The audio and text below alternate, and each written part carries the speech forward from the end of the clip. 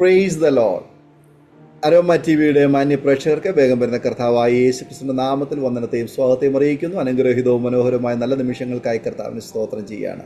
ഇന്ന് aroma T വിയുടെ പ്രേക്ഷകരോടൊപ്പം അനുഗ്രഹിക്കപ്പെട്ട ജീവിതാനുഭവവും സാക്ഷ്യം പങ്കുവയ്ക്കുന്നതിന് നമ്മുടെ ക്ഷണം സ്വീകരിച്ച് നമ്മോടൊപ്പം സമയം ചിലവഴിക്കുന്ന കർത്താവിൻ്റെ ദാസൻ പാസ്റ്റർ തോമസ് മാമൻ റായ്പൂരിൽ കർത്താവിൻ്റെ മഹത്വമുള്ള ശുശ്രൂഷ ചെയ്തു വരുന്നു.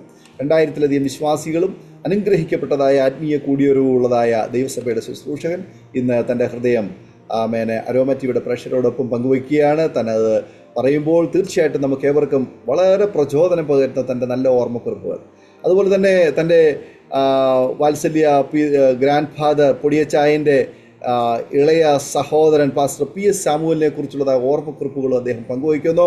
അവരൊക്കെ ചെയ്തതായ അനുഗ്രഹിക്കപ്പെട്ട ശ്രേഷ്ഠകരമായ ശുശ്രൂഷകളെക്കുറിച്ചുള്ള നല്ല ഓർമ്മക്കുറിപ്പുകൾ, പ്രിയ വാര്യാപുരം യോനായച്ചായനെക്കുറിച്ചുള്ള നല്ല അനുഭവങ്ങളൊക്കെ ഈ കർത്താവിൻ്റെ ദാസനെ പങ്കുവയ്ക്കുന്നു. നമുക്ക് അവർക്ക് ശ്രദ്ധയോടെ പ്രാർത്ഥനയോടെ സ്കിപ്പ് ചെയ്യാതെ അവസാനം വരെ കേൾക്കാം. വളരെ അനുഗ്രഹിക്കപ്പെട്ട ഈ സാക്ഷ്യം തീർച്ചയായിട്ടും ഓരോ പ്രേക്ഷകർക്കും പ്രചോദനവും പ്രത്യാശയും വർദ്ധിപ്പിക്കുന്ന നല്ല വാക്കുകളാകും എന്ന് ഞാൻ പൂർണ്ണമായി വിശ്വസിക്കുന്നു. കർത്താവ് നമ്മെ സഹായിക്കട്ടെ. മാത്രമല്ല, അരോമ ടി വിയുടെ ഹിന്ദി, ഇംഗ്ലീഷ് സാക്ഷ്യ ചാനലുകളും നിലവിലുണ്ട്. അതിൽ നിങ്ങളുടെ കുഞ്ഞുങ്ങൾക്ക് നിങ്ങളത് ഷെയർ ചെയ്ത് കൊടുക്കൂ, അവരും കേൾക്കട്ടെ, അനുഗ്രഹിക്കപ്പെടട്ടെ. എല്ലാ പ്രിയപ്പെട്ടവരും പ്രാർത്ഥനയോടെ ആയിരിക്കുമ്പോൾ കർത്താവിൻ്റെ ദാസൻ പാസ്റ്റർ തോമസ് മാമൻ അവരുടെ തികഞ്ഞ സ്നേഹത്തോടും അതിനോടും കൂടി അരോമ ടി വിയുടെ പ്രേക്ഷകരോടൊപ്പം സമയം ചെലവഴിക്കുന്നതിനെ ഞങ്ങൾ സ്വാഗതം ചെയ്തു കൊള്ളുന്നു. Praise the lord pastor. Praise the lord. Praise lord. Praise lord. കർത്താവിൻ്റെ ദാസൻ അരോമ ടി വിയുടെ പ്രേക്ഷകരോടൊപ്പം തുടർമാനമായി സംസാരിക്കുന്നതിനുള്ള അവസരമാണ്. ഒന്ന് പരിചയപ്പെടുത്താമോ ദൈവദാസന്? എവിടെ നിന്നാണ് ജോയിൻ ചെയ്തിരിക്കുന്നത്? കുടുംബാംഗങ്ങളെ ഒരു വാക്കിൽ പരിചയപ്പെടുത്താമോ? എൻ്റെ പേര് പാസ്റ്റർ തോമസ് മാമൻ. ഞാൻ ഛത്തീസ്ഗഡിൻ്റെ തലസ്ഥാനമായ റായ്പൂരിൽ നിന്നാണ് നിങ്ങളോട് സംസാരിക്കുന്നത്. എൻ്റെ ഭാര്യ ജിബി തോമസ്, മക്കള് 2 പേര്, ഒരു മകനും ഒരു മകളും. അവര് പഠിച്ചുകൊണ്ടിരിക്കുന്നു. കർത്താവിൻ്റെ ദാസനെ പരിചയപ്പെടുത്തിയത് വളരെ സന്തോഷമുണ്ട്. അരോമ ടി വിയുടെ പ്രേക്ഷകരോടൊപ്പം കർത്താവിൻ്റെ ദാസന് തുടർമാനമായി സംസാരിക്കാം. കഴിഞ്ഞ നാളുകൾ കർത്താവിനെ കണ്ടുമുട്ടുവാനിടയായി തീർന്നതായ ജീവിതാനുഭവങ്ങൾ, വിശിഷ്യാൽ മാതാപിതാക്കന്മാർ, സഹോദരങ്ങൾ, ബാല്യകാലം, വിദ്യാഭ്യാസം, തുടർന്നിങ്ങോട്ട് കർത്താവിൻ്റെ വേലയ്ക്ക് ഇറങ്ങിത്തിരിക്കുവാനിടയായി തീർന്ന നല്ല അനുഭവങ്ങൾ, നല്ല ഓർമ്മക്കുറിപ്പുകൾ അരോമ ടി വിയുടെ പ്രേക്ഷകരോടൊപ്പം തുടർമാനമായിട്ട് കർത്താവിൻ്റെ ദാസന് സംസാരിക്കാം. എല്ലാവർക്കും ക്രിസ്തു യേശുവിന്റെ നാമത്തിൽ വന്ദനം അറിയിക്കുന്നു. ഈ സമയം വിശേഷാൽ അരോമ ടി വിക്കും അതിന് നേതൃത്വം കൊടുക്കുന്ന കർത്താവിന്റെ ദാസൻ പാസ്റ്റർ ഡാനിയൽ ജോണിനെയും ഞാൻ വളരെ നന്ദി അറിയിപ്പിക്കുന്നു. എനിക്ക് ഇങ്ങനൊരു അവസരം നൽകിയതിന് ഹൃദയംഗമായുള്ള നന്ദിയെ ഞാൻ അറിയിക്കുകയാണ്. ഞാൻ പറഞ്ഞതുപോലെ എൻ്റെ പേര് പാസ്റ്റർ തോമസ് മാമൻ എന്നാണ്. ഞാൻ എൻ്റെ നാട്ടിൽ എൻ്റെ വീട് അടൂർ ഏഴംകുളം എന്ന സ്ഥലത്താണ്. ഒരു പെന്തക്കോസ്ത് മാതാപിതാക്കളാൽ ജനിച്ച് വളർത്തപ്പെടുവാനുള്ള കൃപ കർത്താവ് എനിക്ക് നൽകി. അതോർത്തും ഞാൻ കർത്താവിന് നന്ദി അർപ്പിക്കുകയാണ്. ഞങ്ങൾ 3 മക്കളാണ് ഞങ്ങളുടെ മാതാപിതാക്കൾക്ക്. ഞാനും എൻ്റെ ജ്യേഷ്ഠനും. ഞങ്ങൾ ഇരട്ടകളാണ്. എൻ്റെ ഇളയ ഒരു പെങ്ങള്. എൻ്റെ ജ്യേഷ്ഠൻ പാസ്റ്റർ സഖറിയ മാമൻ കോർബ IPCയുടെ പാസ്റ്ററും കോർബ ഡിസ്ട്രിക്റ്റിന്റെ പാസ്റ്ററുമായിട്ട് കർത്താവിന്റെ ശുശ്രൂഷയിലായിരിക്കുന്നു. എൻ്റെ പെങ്ങൾ മിനി ഷിബു, അവര് മിലിറ്ററിയിലാണ്. അവര് ഗ്വാളിയറിൽ താമസിച്ച് കർത്താവിന്റെ വേലയിലും പ്രയോജനപ്പെട്ടുകൊണ്ടിരിക്കുന്നു. ഞങ്ങളുടെ മാതാപിതാക്കള് അവരുടെ വിവാഹശേഷം അനേക വർഷങ്ങള് കുഞ്ഞുങ്ങളില്ലാതിരുന്നതിന് മുഖാന്തരം ദൈവസന്നിധിയിൽ പ്രാർത്ഥിച്ചു, ഞങ്ങൾക്ക് മക്കളെ നൽകണമേ, അവർക്ക് നൽകിയാല് കർത്താവിന്റെ വേലയ്ക്ക് വേണ്ടി അവരെ വിട്ടേക്കാമെന്നൊക്കെ അവര് സമർപ്പിച്ചു. അങ്ങനെ ദൈവം ഞങ്ങളുടെ മാതാപിതാക്കൾക്ക് അവരുടെ പ്രാർത്ഥന കേട്ട് ഞങ്ങളെ 2 ആൺമക്കളെ ഒന്നിച്ചാണ് നൽകിയത്. ഞങ്ങളുടെ മാതാവ് ഞങ്ങളുടെ ജനനത്തെക്കുറിച്ചുള്ള സാക്ഷ്യങ്ങൾ പലപ്പോഴും ഞങ്ങളോടും പറഞ്ഞിട്ടുണ്ട്, മറ്റുള്ളവരോടും പറയാറുണ്ട്. ഞങ്ങള് 2 കുഞ്ഞുങ്ങളായിരുന്നു ഒന്നിച്ചുണ്ടായിരുന്നത്.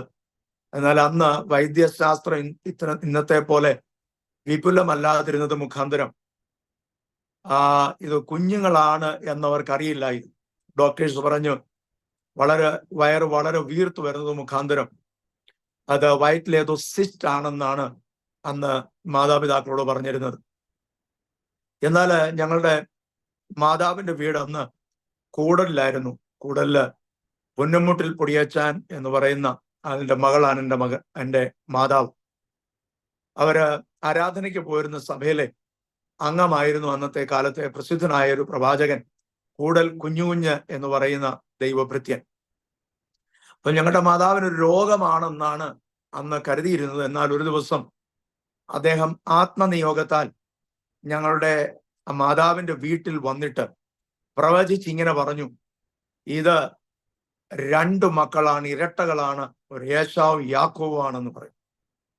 പിന്നീടാണ് ഡോക്ടേഴ്സ് പറഞ്ഞത് ഇത് കുഞ്ഞുങ്ങൾ തന്നെയാണ്, എന്നാൽ ഇവർ ഒരിക്കലും ജീവിച്ചിരിക്കില്ല. അന്ന് വൈദ്യശാസ്ത്രം ഇത്ര നല്ലതുപോലെ ഇല്ലാതിരുന്നത് കാരണം ഡോക്ടേഴ്സ് പറഞ്ഞു ഈ മാതാവ് മരിച്ചു പോകും, ഈ കുഞ്ഞുങ്ങൾ 2 പേരും മരിച്ചു പോകും, അവർ രക്ഷിക്കാൻ ഒരു വൈദ്യശാസ്ത്രത്തിനും കഴിയുകയില്ല. എന്നാൽ സഭയെല്ലാം പ്രാർത്ഥിക്കുവാൻ തുടങ്ങി. എന്നാൽ ഞങ്ങളുടെ മാതാവിന്റെ അസ്വസ്ഥതകൾ വളരെ വർദ്ധിച്ചു. ഞങ്ങളുടെ മാതാവ് പറയുന്നത്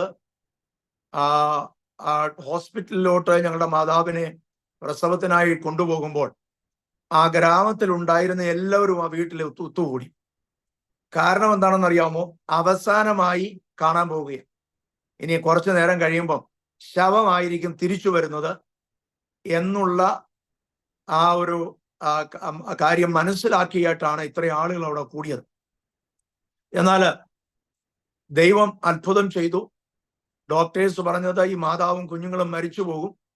പിന്നീട് പറഞ്ഞത് മാതാവ് തീർച്ചയായും മരിച്ചു പോകും, ഏതെങ്കിലും കാരണവശാൽ ഈ കുഞ്ഞുങ്ങൾ ജീവിച്ചിരുന്നാൽ അവർ എന്തെങ്കിലും അംഗവൈകല്യമുള്ളവരായിരിക്കും, അന്ധരോ മുടന്തരോ മന്ദബുദ്ധികളോ ആയിട്ടുള്ള കുഞ്ഞുങ്ങളായിരിക്കും, സാധാരണ കുഞ്ഞുങ്ങൾ ഒരിക്കലും ആയിരിക്കുകയില്ല എന്ന് അവർ പറഞ്ഞു.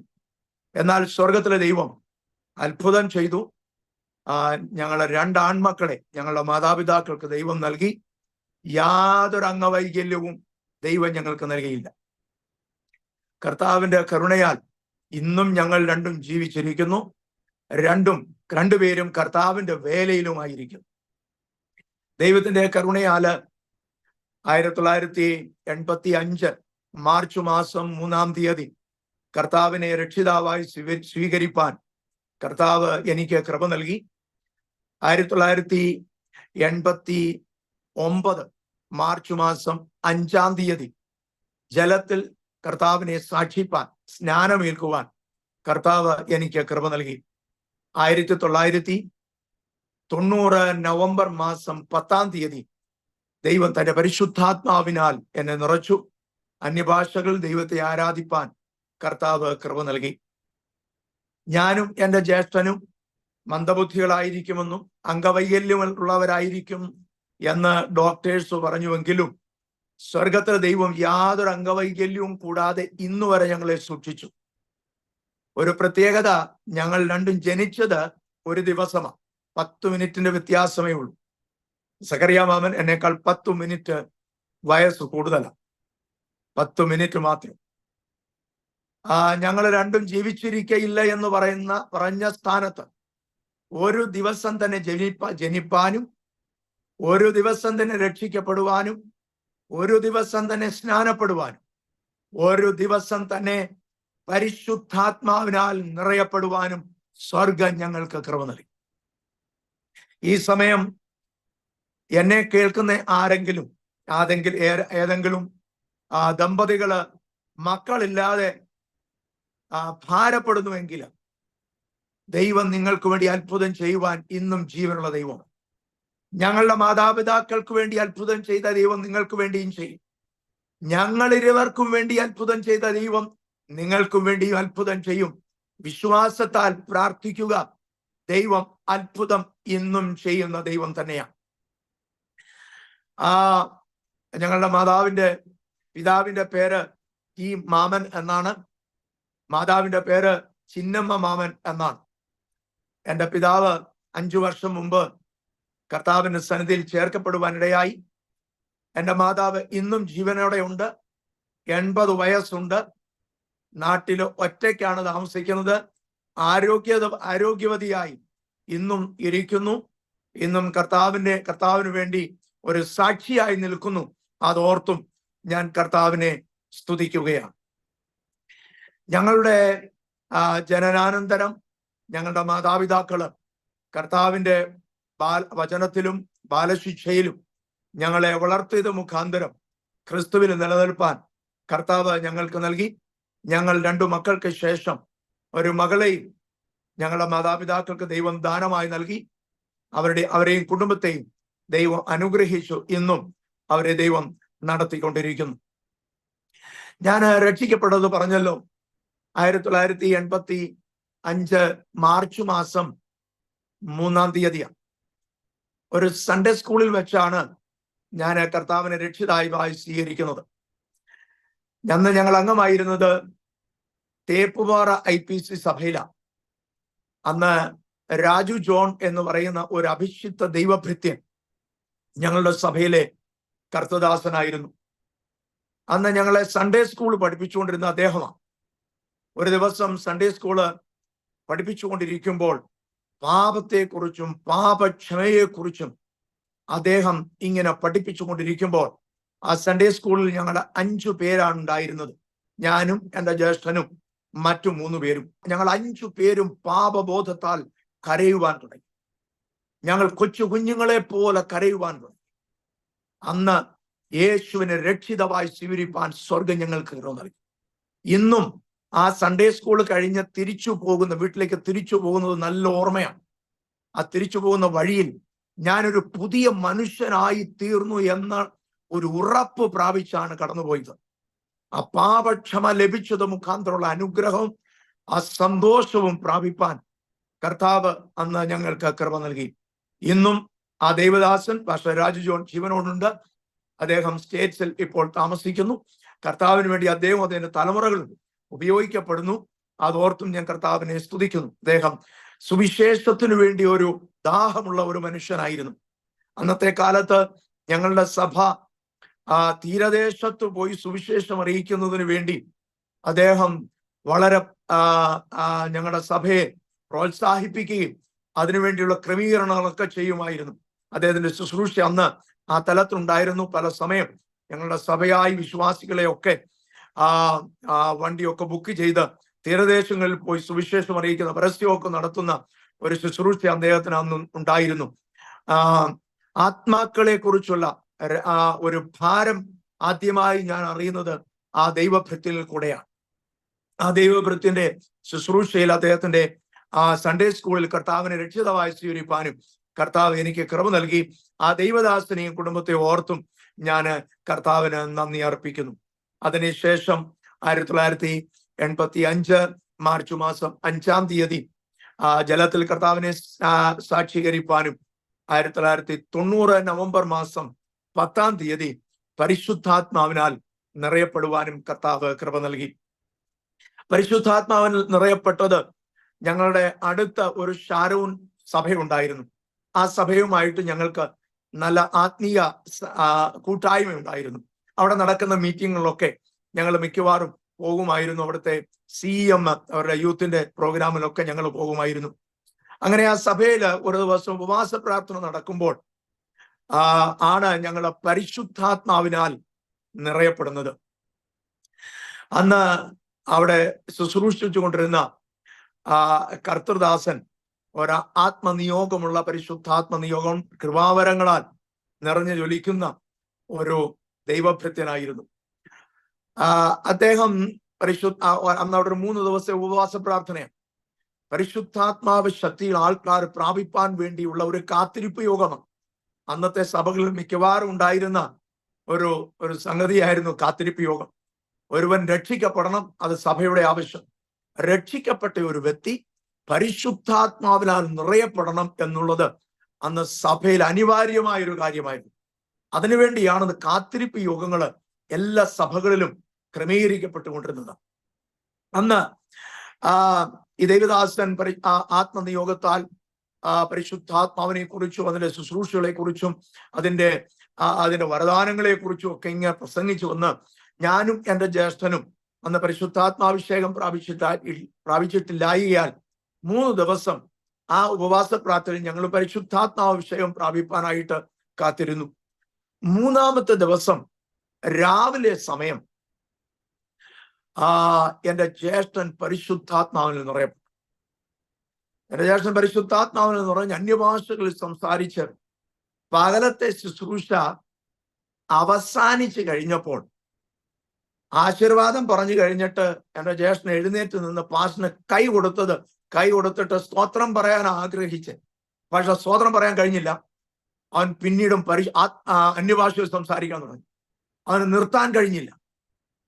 നിർത്താൻ കഴിയാത്തതുപോലെ ആത്മനിയോഗോടെ വ്യാപരിച്ചുകൊണ്ടിരുന്നു, അന്യഭാഷ തന്നെ സംസാരിച്ചുകൊണ്ടിരുന്നു.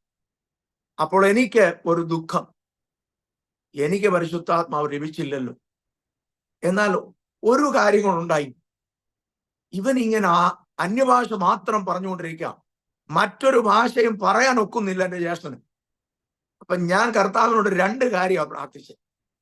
കർത്താവേ, ഞങ്ങൾ രണ്ടും ജനിച്ച ഒരു ദിവസം, രക്ഷിക്കപ്പെട്ടത് ഒരു ദിവസം, പക്ഷെ അവൻ പരിശുദ്ധാത്മാഭിഷേകം പ്രാപിച്ചിട്ട് എനിക്കെന്താ നൽകാഞ്ഞ്? കർത്താവെ, ഇന്ന് തന്നെ എനിക്ക് പരിശുദ്ധാത്മാഭിഷേകം നൽകി. അതായിരുന്നു ഒരു പ്രാർത്ഥന. 2ാമത്തെ പ്രാർത്ഥന, ദൈവമേ, ഇവന് കൊടുത്ത പോലെ കൊടുക്കല്ലേ, തരല്ലേ എന്ന് പറഞ്ഞാല് അവനിപ്പം മറ്റൊന്നും പറയാൻ ഒക്കുന്നില്ല, സ്തോത്രമോ മറ്റൊരു ഭാഷയോ പറയാൻ ഒക്കുന്നില്ല.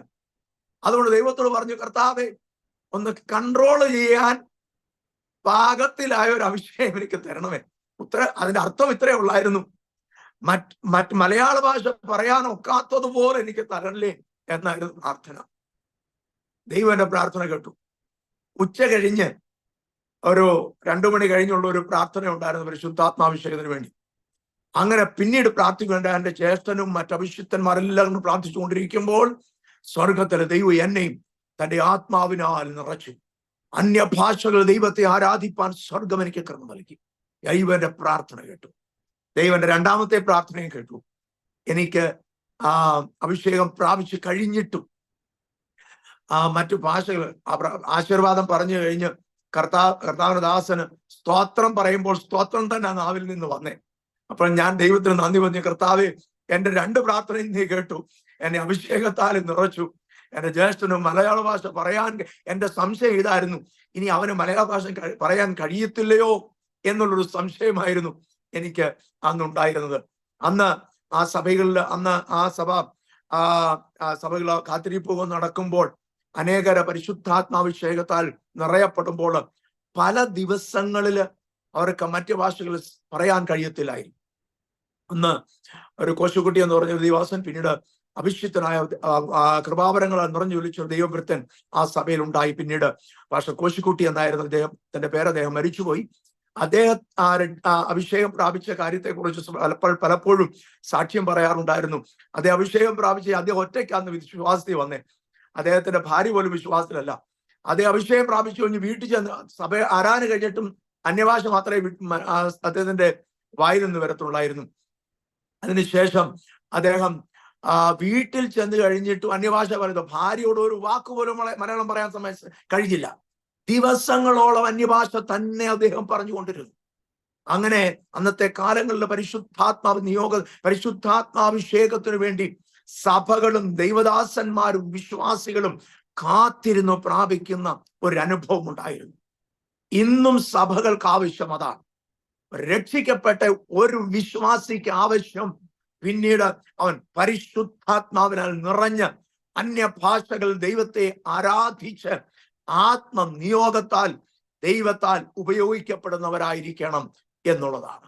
ഇന്ന് എന്നെ കേൾക്കുന്ന ഏതെങ്കിലും വിശ്വാസികളായവര് പരിശുദ്ധാത്മാഭിഷേകം അന്യഭാഷകളാൽ പ്രാപിച്ചിട്ടില്ല എങ്കിൽ ഇന്ന് ദൈവത്തോട് പ്രാർത്ഥിക്കുക, കർത്താവേ, നിന്റെ ആത്മാവിന്റെ ശക്തി എൻ്റെ മേൽ പകരണമേ, നിന്റെ കൃപ എൻ്റെ മേൽ പകരണമേ, അന്യഭാഷകളിൽ അങ്ങേ ആരാധിപ്പാനുള്ള കൃപ എനിക്ക് നൽകണമേ എന്ന് പ്രാർത്ഥിച്ചാൽ നമ്മുടെ പ്രാർത്ഥനകളെ കേട്ട് നമ്മെ അഭിഷേകം ചെയ്യുന്ന ദൈവം നിങ്ങളെയും തന്റെ ആത്മാവിനാൽ നിറയ്ക്കും. എന്നെ കേൾക്കുന്ന ആരെങ്കിലും ആത്മഭാരത്തോടെ വിശ്വാസത്തോടെ പ്രാർത്ഥിക്കുന്നുവെങ്കിൽ എൻ്റെ ഈ സാക്ഷ്യം കേൾക്കുന്ന ഈ അവസരത്തിൽ തന്നെ ദൈവം നിങ്ങളെയും തന്റെ ആത്മാവിനാൽ നിറയ്ക്കുവാൻ ശക്തിയുള്ള ദൈവമാണ്. പരിശുദ്ധാത്മാവിന്റെ ശക്തി അന്യഭാഷകളുടെ ചിഹ്നത്താൽ ആമേൻ. നിങ്ങളെ ദൈവം നിറയ്ക്കട്ടെ എന്ന് ഞാൻ ആത്മാർത്ഥമായി ദൈവത്തോട് പ്രാർത്ഥിക്കുകയും ചെയ്യുന്നു. അങ്ങനെ പരിശുദ്ധാത്മാഭിഷേകം പ്രാപിപ്പാൻ കർത്താവ് എനിക്ക് കൃപ നൽകി. ആ സഭയിൽ ശുശ്രൂഷിച്ചുകൊണ്ടിരുന്ന ദേവദാസൻ പാസ്റ്റർ ജോൺ ഷാമുവൽ, അദ്ദേഹത്തെ ഓർത്തും ഞാൻ കർത്താവിനെ സ്തുതിക്കുന്നു. ഇന്നും അദ്ദേഹം കർത്താവിനോട് ഉപയോഗിക്കപ്പെട്ടുകൊണ്ടിരിക്കുന്നു. കഴിഞ്ഞ നാളുകൾ എൻ്റെ സഭയിലും വന്ന് ശുശ്രൂഷിപ്പാൻ അദ്ദേഹത്തിനും കർത്താവ് കൃപ നൽകി. അതോർത്തും ഞാൻ കർത്താവിന് നന്ദി അർപ്പിക്കുകയാണ്. അതിനുശേഷം ഞാൻ എൻ്റെ പ്രാഥമിക വിദ്യാഭ്യാസം കേരളത്തിൽ തന്നെയാണ് നടന്നത്. അതിനുശേഷം ഞാൻ റായ്പൂരിൽ കടന്നു വന്നു. ഞാൻ ITI കഴിഞ്ഞ് നിൽക്കുമ്പോൾ ആണ് റായ്പൂരിൽ വരുന്നത്. റായ്പൂരിൽ അന്ന് കർത്താവിന് വേണ്ടി അത്യധികമായി ഉപയോഗിക്കപ്പെട്ട ലോകപ്രസിദ്ധ സുവിശേഷ പ്രസംഗകനായിരുന്നു പാസ്റ്റർ PS സാമുവേൽ. അദ്ദേഹം കേരളത്തിൽ കർത്താവിന് വേണ്ടി പ്രവചന ശുശ്രൂഷയിൽ ഉപയോഗിക്കപ്പെട്ട വാര്യാപുരം യോനാച്ചന്റെ ജ്യേഷ്ഠ സഹോദരനാണ്. ഇവരുടെ എല്ലാം ഏറ്റവും മൂത്ത ജ്യേഷ്ഠനാണ് എൻ്റെ വല്യപ്പച്ചൻ, എൻ്റെ മാതാവിൻ്റെ പിതാവ്, പുന്നമ്മൂട്ടിൽ പൊടിയച്ചൻ എന്ന് പറഞ്ഞ വ്യക്തി.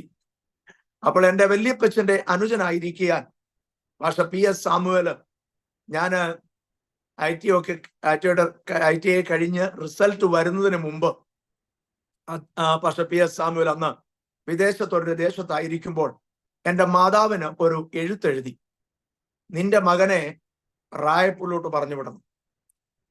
ഞങ്ങളുടെ കുടുംബങ്ങളിൽ പാസ്റ്റർ PS സാമുവേൽ എന്തെങ്കിലും പറഞ്ഞാൽ അതാരും നിരാകരിക്കാറില്ല. അപ്പൊ ഞാൻ ഒരിക്കലും റായ്പൂരിൽ വരുവാൻ ആഗ്രഹിച്ച വ്യക്തിയുമല്ല. കാരണം ഞങ്ങളുടെ കുടുംബത്തിൽ പലരും റായ്പൂരിൽ വന്ന് ഇവിടുത്തെ കാര്യങ്ങളൊക്കെ പറഞ്ഞു കേട്ട്, നോർത്ത് ഇന്ത്യയുടെ കാര്യങ്ങളൊക്കെ പറഞ്ഞു കേട്ടിട്ടുള്ളത് കൊണ്ട് എനിക്ക് ഒരിക്കലും ഇങ്ങോട്ട് വരാൻ ഒരു ആഗ്രഹവുമില്ല. അപ്പൊ ഞാൻ എൻ്റെ മാതാവിനോടും പിതാവിനോടും പറഞ്ഞു, പാസ്റ്റർ PS സാമുവേൽ അങ്ങനെ പറഞ്ഞെങ്കിലും ഞാൻ അങ്ങോട്ടൊന്നും പോകുന്നില്ല. കാരണം അവിടുത്തെ കുറിച്ചും നോർത്ത് ഇന്ത്യയെ കുറിച്ചുള്ളൊക്കെ കേട്ടുകൊണ്ട് ഞാൻ ഇവിടെ വരുന്നത് ജോലിക്ക് വേണ്ടിയുള്ള ഉദ്ദേശത്തിലാണ്. ഞാൻ ജോലിക്ക് വേണ്ടി നോർത്ത് ഇന്ത്യയിൽ പോകാൻ ആഗ്രഹിച്ചില്ല. ഞാൻ നാട്ടിൽ തന്നെ മുന്നോട്ടുള്ള പഠനമൊക്കെ കഴിഞ്ഞിട്ട് വിദേശത്ത് എവിടെയെങ്കിലും പോകണം എന്നുള്ളതാണ് എൻ്റെ ഹൃദയത്തിലെ ആഗ്രഹം. എന്നാൽ ഞാൻ ഈ കാര്യം എൻ്റെ മാതാവിനോടും പിതാവിനോടും പറഞ്ഞപ്പോൾ അവർ പറഞ്ഞു, അപ്പച്ചൻ പറഞ്ഞു, പാസ്റ്റർ PS സാമുവേൽ പറഞ്ഞത് അതുകൊണ്ട് നീ പോയേ വെക്കും. ഞാൻ പറഞ്ഞു ഞാൻ പോകുന്നില്ല. അപ്പൊ എന്നോട് പറഞ്ഞു, ഒരു കാര്യം ചെയ്യുക, നീ ഒന്ന് പോയി അപ്പച്ചനെ ഒന്ന് കണ്ടിട്ട് ഇന്ന് തിരിച്ചു പോരാ. കാരണം അപ്പച്ചൻ പറഞ്ഞത് ചെയ്തില്ലെങ്കിൽ അതൊരിക്കലും നന്നാകത്തില്ല, അത് ശരിയാകത്തില്ല. അപ്പം ഞാൻ ഉദ്ദേശിച്ചില്ല. അന്ന് ഞാൻ പറഞ്ഞു, ശരി, ഞാൻ ഒന്ന് പോയിട്ട് കണ്ടിട്ട് വരാമെന്ന് പറഞ്ഞ് ഞാൻ റായ്പൂരിൽ വന്നു. 1993 സെപ്റ്റംബർ മാസം 3-ാം തീയതിയാണ് ഞാൻ നാട്ടിൽ നിന്ന് തിരിക്കുന്നത്. 5-ാം തീയതി 1993 സെപ്റ്റംബർ മാസം 5-ാം തീയതി ഞാൻ റായ്പൂരിൽ വന്നു. ഇവിടെ വന്ന് അദ്ദേഹത്തെ കണ്ട് തിരിച്ചു പോകാനാണ് ഞാൻ വന്നത്. പല പ്രാവശ്യം തിരിച്ചു പോയെങ്കിലും ഇവിടെ ഞാൻ ഇന്നും ഉണ്ട്. എന്ന് പറഞ്ഞാൽ തിരിച്ചു പോയെന്ന് പറഞ്ഞാൽ നാട്ടിലെ ആൾക്കാരെ എൻ്റെ വീട്ടുകാരെ കാണാൻ വേണ്ടി തിരിച്ചു പോയിട്ടുള്ളൂ. ഞാൻ അന്ന് ഇവിടെ വന്നു.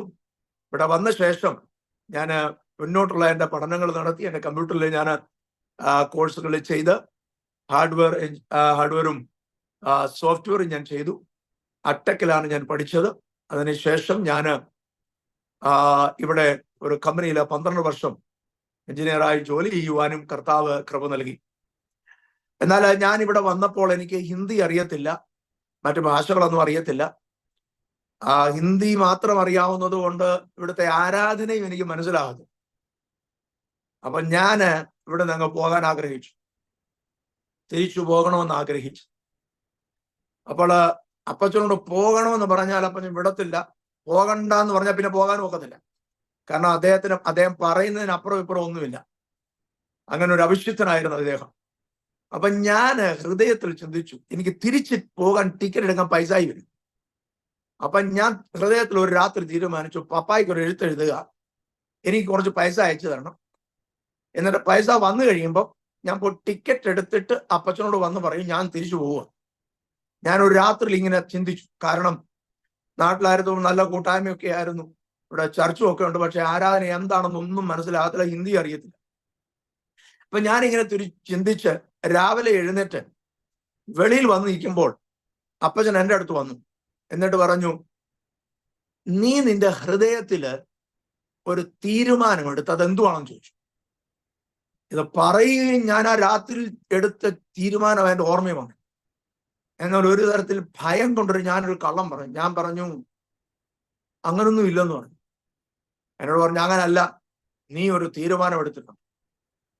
ഇന്നലെ രാത്രി 2 മണിക്ക് ദൈവാത്മാവ് എന്നോട് പറഞ്ഞു തോമസ് ഒരു തീരുമാനം എടുത്തിട്ടുണ്ട്, അതിൽ നിന്ന് അവനെ പിന്തിരിപ്പിക്കണമെന്ന്. ഞാൻ പറഞ്ഞു ഞാൻ അങ്ങ് തിരിച്ച് നാട്ടിൽ പോവുക. കാരണം എനിക്ക് ഹിന്ദി ഒന്നും അറിയത്തില്ല. അന്ന് ഞാൻ എൻ്റെ കമ്പ്യൂട്ടർ കോഴ്സ് ജോയിൻ ചെയ്തിട്ടില്ല. ആ സമയത്താണ് ഞാൻ പറഞ്ഞു ഞാൻ അങ്ങ് തിരിച്ച് നാട്ടിൽ പോവുക, എനിക്ക് ഹിന്ദി ഒന്നും അറിയത്തില്ല.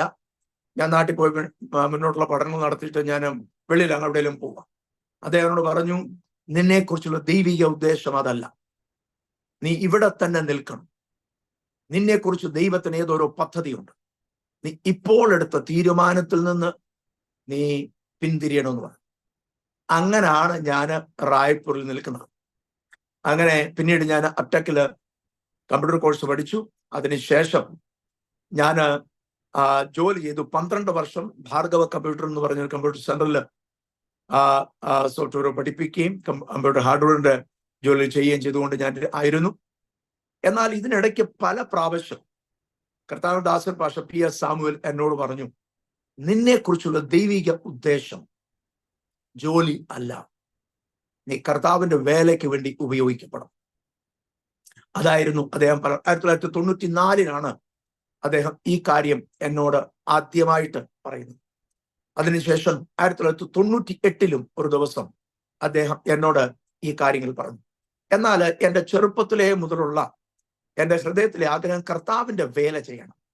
പക്ഷെങ്കില് കർത്തൃദാസന്മാരുടെ കഷ്ടതകളും അവരുടെ കുടുംബത്തിന്റെ അവസ്ഥകളൊക്കെ ചെറുപ്പം മുതലേ കണ്ടു വളർന്ന ഒരു വ്യക്തി ആയതുകൊണ്ട് ഞാൻ ഒരിക്കലും ഒരു പൂർണ്ണ സമയ സുവിശേഷകനാകാൻ ആഗ്രഹിച്ചില്ല.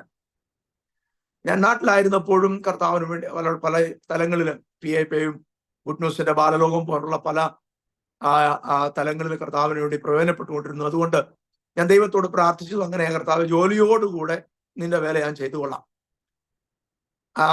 അത് ഞാൻ ദൈവത്തോട് പ്രാർത്ഥിച്ച കാര്യമാണ്. ഞാൻ കർത്തദാസൻ പറഞ്ഞപ്പോഴും ഞാൻ അങ്ങനെ തന്നെയാണ് പറഞ്ഞത്. കർത്താവ് ഭാഷ PS സാമുവൽ ഈ കാര്യം എന്നോട് പറയുമ്പോഴും പിന്നീടൊക്കെ ഹിന്ദിയൊക്കെ പഠിച്ച് ഞാൻ ഹിന്ദിയിൽ പ്രസംഗിക്കാനൊക്കെ തുടങ്ങി, ബ്രാഞ്ച് സഭകൾ പ്രസംഗിക്കാൻ തുടങ്ങി. ഇങ്ങനെ ആയിരിക്കുമ്പോഴും എൻ്റെ ഹൃദയത്തിലെ ആഗ്രഹം ഇങ്ങനെ അങ്ങ് പോകുക എന്നുള്ളതാണ്. എന്നാൽ അദ്ദേഹം എന്നോട് പറഞ്ഞു നിന്നെക്കുറിച്ചുള്ള ദൈവിക ഉദ്ദേശം ഇതല്ല, നിന്നെക്കുറിച്ചുള്ള ദൈവിക ഉദ്ദേശം കർത്താവിന്റെ വേലയാണ്. എന്നാല് 2001 എൻ്റെ വിവാഹം നടക്കുന്നത്. എൻ്റെ ഭാര്യയുടെ പേര് ജിബി തോമസ് എന്നാണ്. ചന്ദനപ്പള്ളിയിലാണ് അവളുടെ വീട്. വിവാഹം കഴിഞ്ഞ് ഞാൻ ഇവിടെ വന്നു. അന്ന് ഞാൻ ജോലിയോടുകൂടെ കർത്താവിന്റെ വേല ചെയ്തുകൊണ്ടിരിക്കുന്നു. അന്ന് ഈ റായ്പൂർ സിറ്റിയിൽ നിന്ന് 15 കിലോമീറ്റർ ദൂരെ മന്ദിർ ഹസോദ് എന്ന് പറയുന്ന ഒരു സ്ഥലമുണ്ട്. അവിടെ ഓരോ ചർച്ചിന്റെ ശുശ്രൂഷയും ഞാൻ ചെയ്യുന്നുണ്ട്, ജോലിയും ചെയ്യുന്നുണ്ട്. ഇങ്ങനെ കടന്നു പോകവേ 2005 അവസാന ഡിസംബർ 31 വാച്ച് നൈറ്റ് സർവീസ്, അതായത് 2006 തുടങ്ങുന്ന ആ ദിവസം, അന്ന് രാത്രിയിൽ ദൈവത്തിന്റെ ആത്മാവ് എന്നോട് ഇടപെടുവാൻ തുടങ്ങി. നീ കർത്താവിന്റെ വേലയ്ക്ക് വേണ്ടി നിന്നെ തന്നെ സമർപ്പിക്കണമെന്ന് പരിശുദ്ധാത്മാവ് എൻ്റെ ഉള്ളിൽ പറയുന്നതായിട്ട് എനിക്ക് തോന്നി.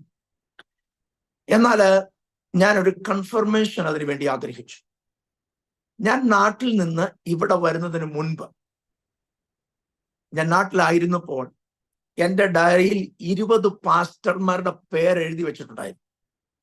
എൻ്റെ തലയിൽ കൈവച്ച് നീ കർത്താവിന്റെ വേല ചെയ്യുന്നവനാകും എന്ന് വ്യക്തമായി പറഞ്ഞ 20 പാസ്റ്റർമാരുടെ പേരും ആ ഡേറ്റും ഇന്നും എൻ്റെ ഡയറിയിലുണ്ട്.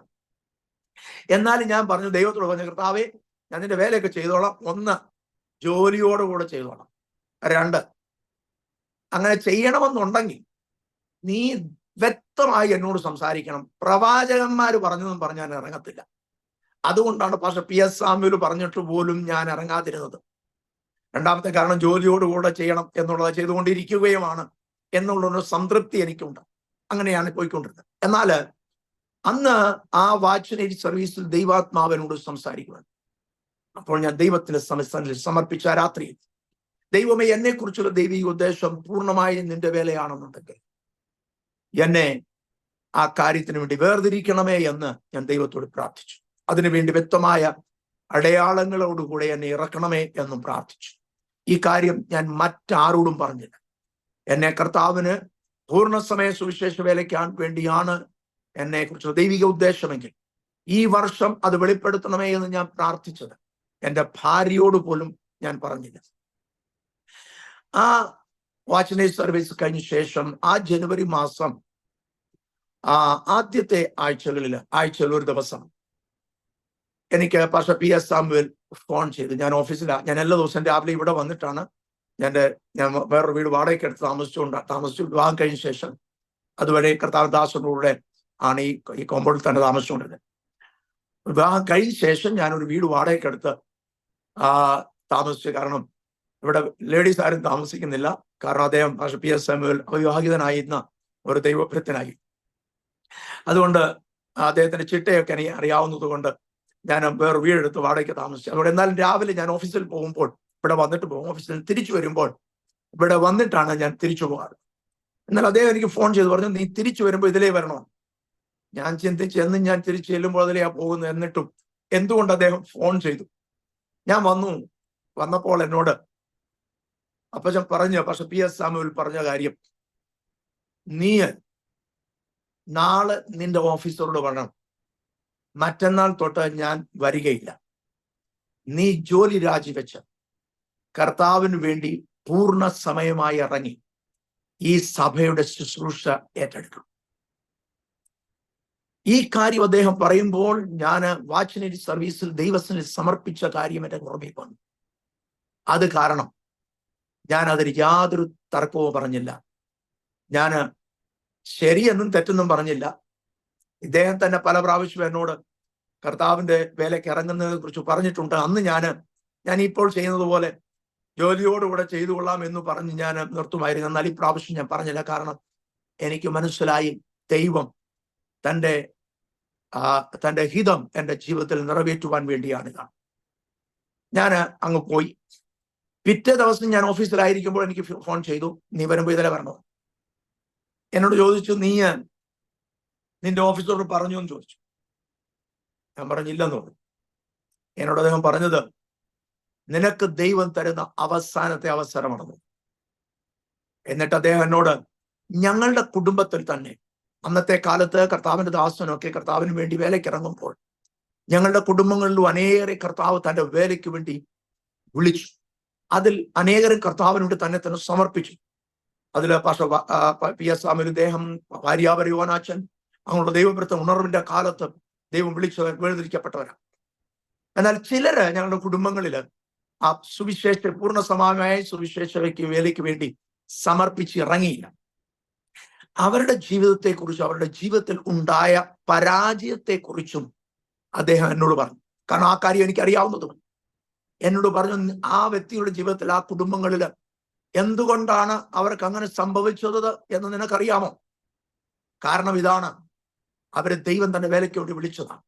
എന്നാൽ സാഹചര്യങ്ങളുടെ സമ്മർദ്ദത്താൽ അതിൽ നിന്ന് അവർ പിന്തിരിഞ്ഞത് മുഖാന്തരം ദൈവഹിതം അവരിൽ നിറവേറിയില്ല. തൻ മുഖാന്തരമാണ് അവരുടെ ജീവിതത്തിൽ അങ്ങനെയൊക്കെ സംഭവിച്ചത്. അദ്ദേഹം ഇങ്ങനെ പറഞ്ഞപ്പോൾ ഞാൻ ദൈവസന്നിധിയിൽ സമർപ്പിച്ചതിനെ കുറിച്ചും ആ വാച്ച്നേജ് സർവീസിൽ ദൈവത്തിനെ സന്നിധിയിൽ സമർപ്പിച്ചതിനെ കുറിച്ചും അദ്ദേഹത്തോട് പറയുകയും ഞാൻ അന്ന് തന്നെ ഞാൻ അങ്ങനെ തന്നെ ആയിക്കൊള്ളാം എന്ന് അദ്ദേഹത്തോട് പറയുകയും ഞാൻ പിറ്റേ ദിവസം എൻ്റെ ഓഫീസറോട് ചെന്ന് ഈ കാര്യങ്ങൾ പറഞ്ഞപ്പോൾ എൻ്റെ ഓഫീസറോട് സംശയം ഉണ്ടായി. ഞാൻ 12 വർഷമായി ഒറ്റയിടത്തും ജോലി ചെയ്തിട്ടുള്ളൂ. 12 വർഷമായിട്ടാണ് ജോലി ചെയ്യുന്നത്. അദ്ദേഹത്തിന് സംശയം ഉണ്ടായി, ഞാൻ വേറൊരു കമ്പനി ഞാൻ തന്നെ തുടങ്ങാനാണോ എന്നൊരു സംശയം. എന്നത് മുഖാന്തരം അദ്ദേഹത്തിന്റെ പിതാവിനെ പോലും എൻ്റെ വീട്ടിൽ പറഞ്ഞു വിട്ടു. അദ്ദേഹത്തിന്റെ ഭാര്യ എൻ്റെ വീട്ടിൽ വന്ന് സംസാരിച്ചു, സാലറി ഒക്കെ ഡബിൾ ആക്കി തരാൻ, എന്നാലും കമ്പനി വിടരുത്. ഞാൻ അദ്ദേഹത്തോട് വളരെ വ്യക്തമായി സംസാരിച്ചു. ഞാൻ ജോലിയല്ല ഇനി ചെയ്യാൻ പോകുന്നത്. അദ്ദേഹത്തിന് ഈ കാര്യങ്ങളൊക്കെ ഞാനൊരു ചർച്ചിലാണ് താമസിക്കുന്നത്. എൻ്റെ അപ്പച്ചനെ കുറിച്ചൊക്കെ അറിയാവുന്ന മനുഷ്യനാണ്. അങ്ങനെ ഞാൻ അദ്ദേഹത്തോട് പറഞ്ഞത് മുഖാന്തരം അദ്ദേഹം എന്നോട് പറഞ്ഞു, ഉടനെ രാജിവെക്കരുത്, കുറഞ്ഞത് 3 മാസം കൂടെ ആ ജോലി തുടർന്ന് ചിലരെ ആ പൊസിഷനിലേക്ക് അപ്പോയിന്റ് ചെയ്തിട്ടേ പോകാവൂ എന്ന്. അങ്ങനെ ഞാൻ അദ്ദേഹം പറഞ്ഞതനുസരിച്ച് 3 മാസത്തോളം അവിടെ 2 മാസം അദ്ദേഹത്തിന്റെ അവിടെ കമ്പനിയിൽ പിന്നെയും ജോലി ചെയ്ത് ഞാൻ പലരെ റിക്രൂട്ട് ചെയ്ത് ആ സ്ഥാനത്ത് ആക്കിയതിനു ശേഷമാണ് മാർച്ച് മാസമാണ് ഞാൻ പൂർണ്ണമായും ജോലി രാജിവെച്ച് ഞാൻ എൻ്റെ സ്ഥലം മാറി ഈ കോമ്പൗണ്ടിൽ, കർത്താവിൻദാസൻ ശുശ്രൂഷ ആ കോമ്പൗണ്ടിൽ ഫാമിലി ആയി താമസിച്ചു. 12 വർഷം ഞാൻ ഇവിടെ തന്നെ താമസിച്ച, കുറച്ച് നാളുകൾ വിവാഹാനന്തരം ഞാൻ മറ്റൊരു താമസിച്ചു എന്നുള്ളായിരുന്നു. പിന്നെ താമസിച്ച ഈ കോമ്പൗണ്ടിൽ തന്നെ താമസിപ്പാൻ കർത്താവ് എനിക്ക് കൃപ നൽകി. മാർച്ച് മാസത്തില് ഞാൻ ഈ സഭയിൽ ഈ കോമ്പൗണ്ടിൽ വന്ന് താമസിപ്പാനും ഈ സഭയുടെ ശുശ്രൂഷ ഏറ്റെടുപ്പാനും കർത്താവ് കൃപ നൽകി. അങ്ങനെ കർത്താവിന്റെ വേലയിൽ തുടരവേ ജൂൺ മാസം 2006 മാർച്ച് മാസത്തിൽ ഞാൻ പൂർണ്ണസമയ സുവിശേഷത്തിനായി വേർതിരിഞ്ഞ് ഈ സഭയുടെ ശുശ്രൂഷ ഏറ്റെടുക്കുകയും കർത്താവിന്റെ ദാസനോട് കൂടെ തന്നെ കർത്താവിന്റെ വേല ചെയ്തുകൊണ്ടുവരുന്നു. എന്നാൽ ഈ ചില മാസങ്ങൾ, അടുത്ത ദിവസങ്ങൾ ചില മാസങ്ങൾ, അദ്ദേഹത്തിന് അന്ന് 82 വയസ്സുണ്ട്. അദ്ദേഹം കർത്താവിനാൽ അത്യധികമായി ഉപയോഗിക്കപ്പെട്ട ഒരു അഭിഷിക്ത ദൈവഭൃത്യനാണ്.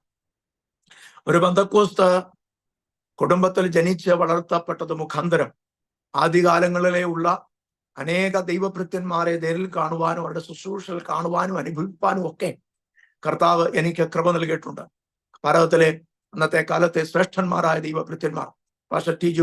ഉമ്മൻ തുടങ്ങിയ ദൈവഭൃത്യന്മാരുടെ കാണുവാനുള്ള ശുശ്രൂഷകൾ കാണുവാനും ടി.ജി.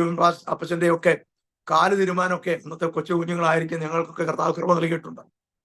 എന്നാൽ 12 വർഷം പാസ്റ്റർ പി.എസ്. സാമുവേലിന്റെ കൂടെ താമസിച്ച് അദ്ദേഹത്തിന്റെ ജീവിതത്തെ കാണുവാനും അനുഭവിപ്പാനും എനിക്ക് കൃപ നൽകി. അദ്ദേഹത്തെ പോലെ സുവിശേഷ ദർശനമുണ്ടായിരുന്ന ഒരു ദൈവഭൃത്തനെ ഞാൻ കണ്ടിട്ടില്ല. അദ്ദേഹം ദൈവത്താൽ ഉപയോഗിക്കപ്പെട്ട ഒരു അഭിഷിക്ത ദൈവഭൃത്തനായി ലോകം മുഴുവനും കർത്താവിന് വേണ്ടി ഉപയോഗിക്കപ്പെട്ട, ലോകത്തിന്റെ പല ദേശങ്ങളിലും അനേക സഭകൾ സ്ഥാപിക്കുവാൻ കർത്താവ് അദ്ദേഹത്തിനെ ഉപയോഗിച്ചു. അദ്ദേഹം 1948 റായ്പൂരിൽ വരുന്നത്. റായ്പൂരിൽ വരുന്നതിനെ കുറിച്ചൊക്കെ അദ്ദേഹത്തിന്റെ ആത്മകഥ കഥയിൽ എഴുതിയിട്ടുണ്ട്. അദ്ദേഹം തന്നെ എഴുതിയ മലയാളത്തിൽ എഴുതി 3 ഭാഷകളിൽ തർജിമ, പിന്നീട് അദ്ദേഹം മരിശേഷം എഴുതിയ അദ്ദേഹത്തിന്റെ ആത്മകഥ പുസ്തകമുണ്ട്. അതിൽ അദ്ദേഹം വിവരിക്കുന്നു. അദ്ദേഹം റായ്പൂരിനെ കുറിച്ച് കേട്ടിട്ടില്ല. അദ്ദേഹം മധ്യപ്രദേശില് ചിന്തവാഡ എന്ന് പറയുന്ന ഒരു സ്ഥലത്തെ ഒരു കാട്ടിൽ ഉപവാസം ഇരിക്കുമ്പോൾ 3-ാമത്തെ ദിവസം ദൈവാത്മാവ് പറഞ്ഞു റായ്പൂരിലോട്ട് പോവുക.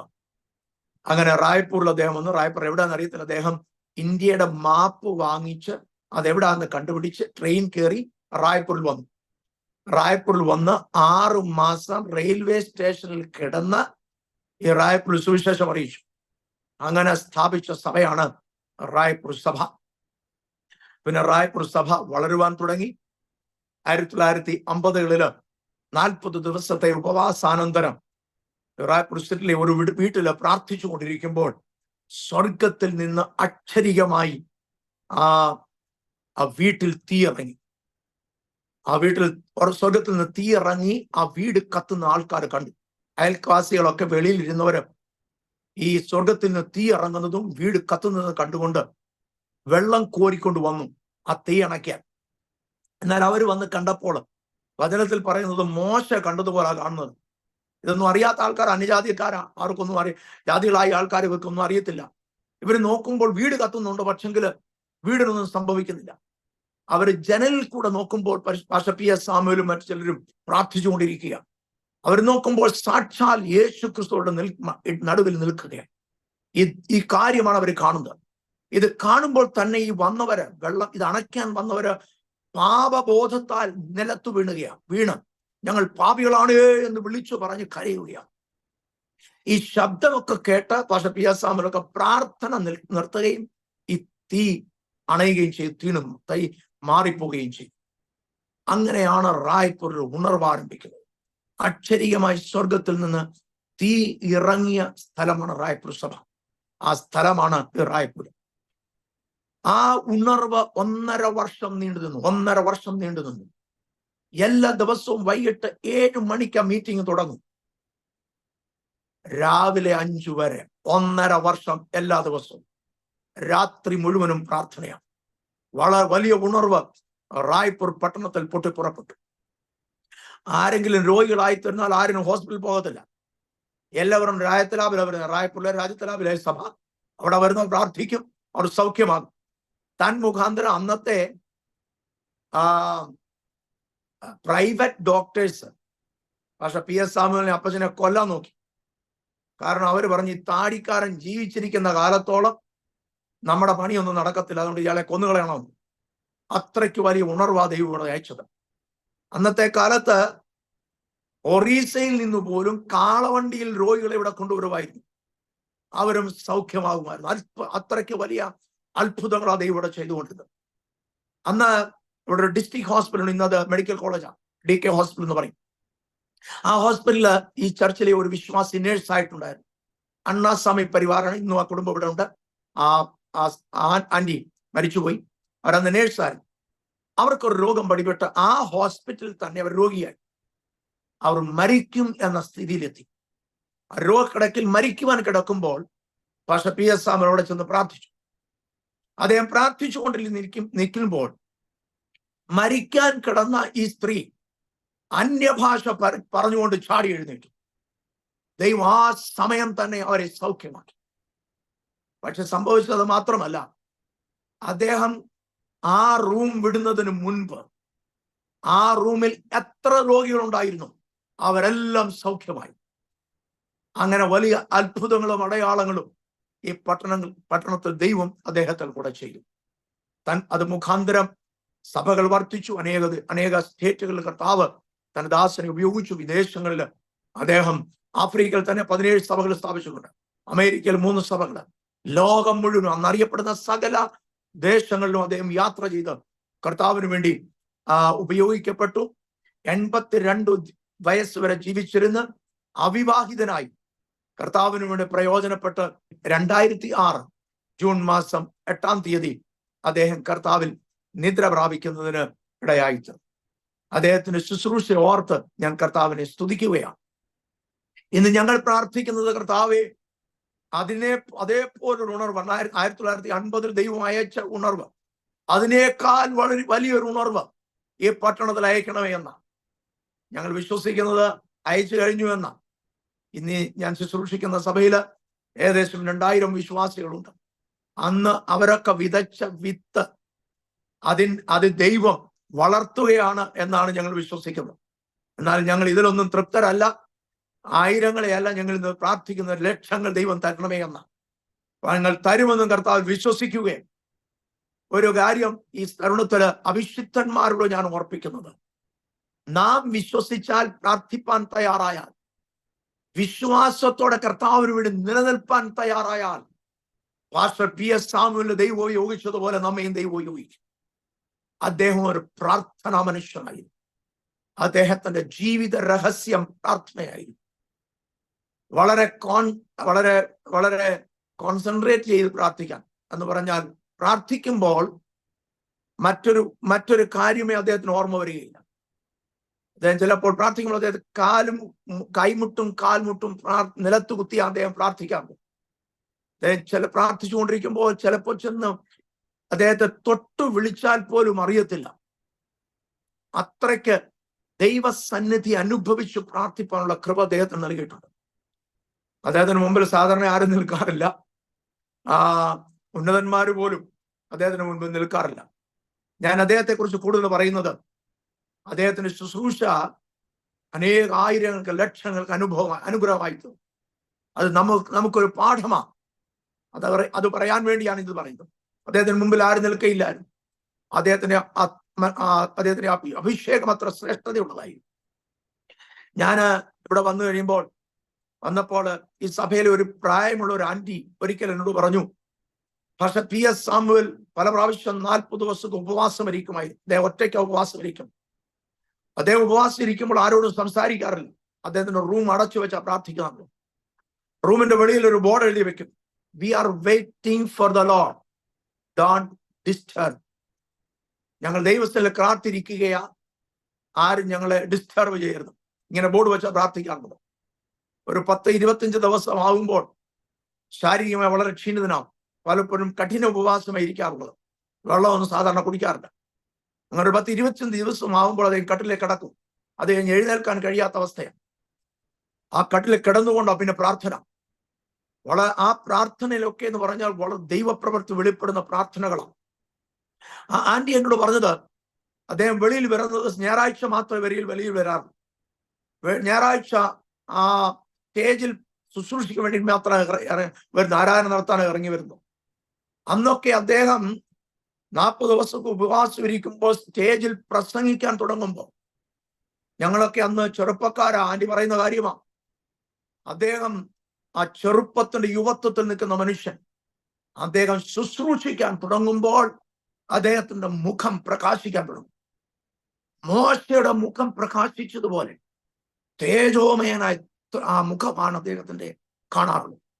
അപ്പോൾ ആരെങ്കിലും ആ ശുശ്രൂഷയിൽ അന്ന് വന്നിട്ടുണ്ടെങ്കിൽ അവർ ആത്മാവിൽ നിറയപ്പെടും. ആരെങ്കിലും പാപികൾ വന്നിട്ടുണ്ടെങ്കിൽ രക്ഷിക്കപ്പെടും. അങ്ങനെ വലിയ ദൈവപ്രവൃത്തി അദ്ദേഹത്തോട് ദൈവം ചെയ്യുമായി. ഞാൻ പറഞ്ഞു, അദ്ദേഹത്തിന് മുന്നിൽ ആരും നിൽക്കാറില്ല. ഞാൻ ചില വർഷങ്ങൾക്ക് മുമ്പ് തിരുവനന്തപുരത്ത് ഒരു കൺവെൻഷനിൽ ശുശ്രൂഷിക്കാൻ കടന്നുപോയി.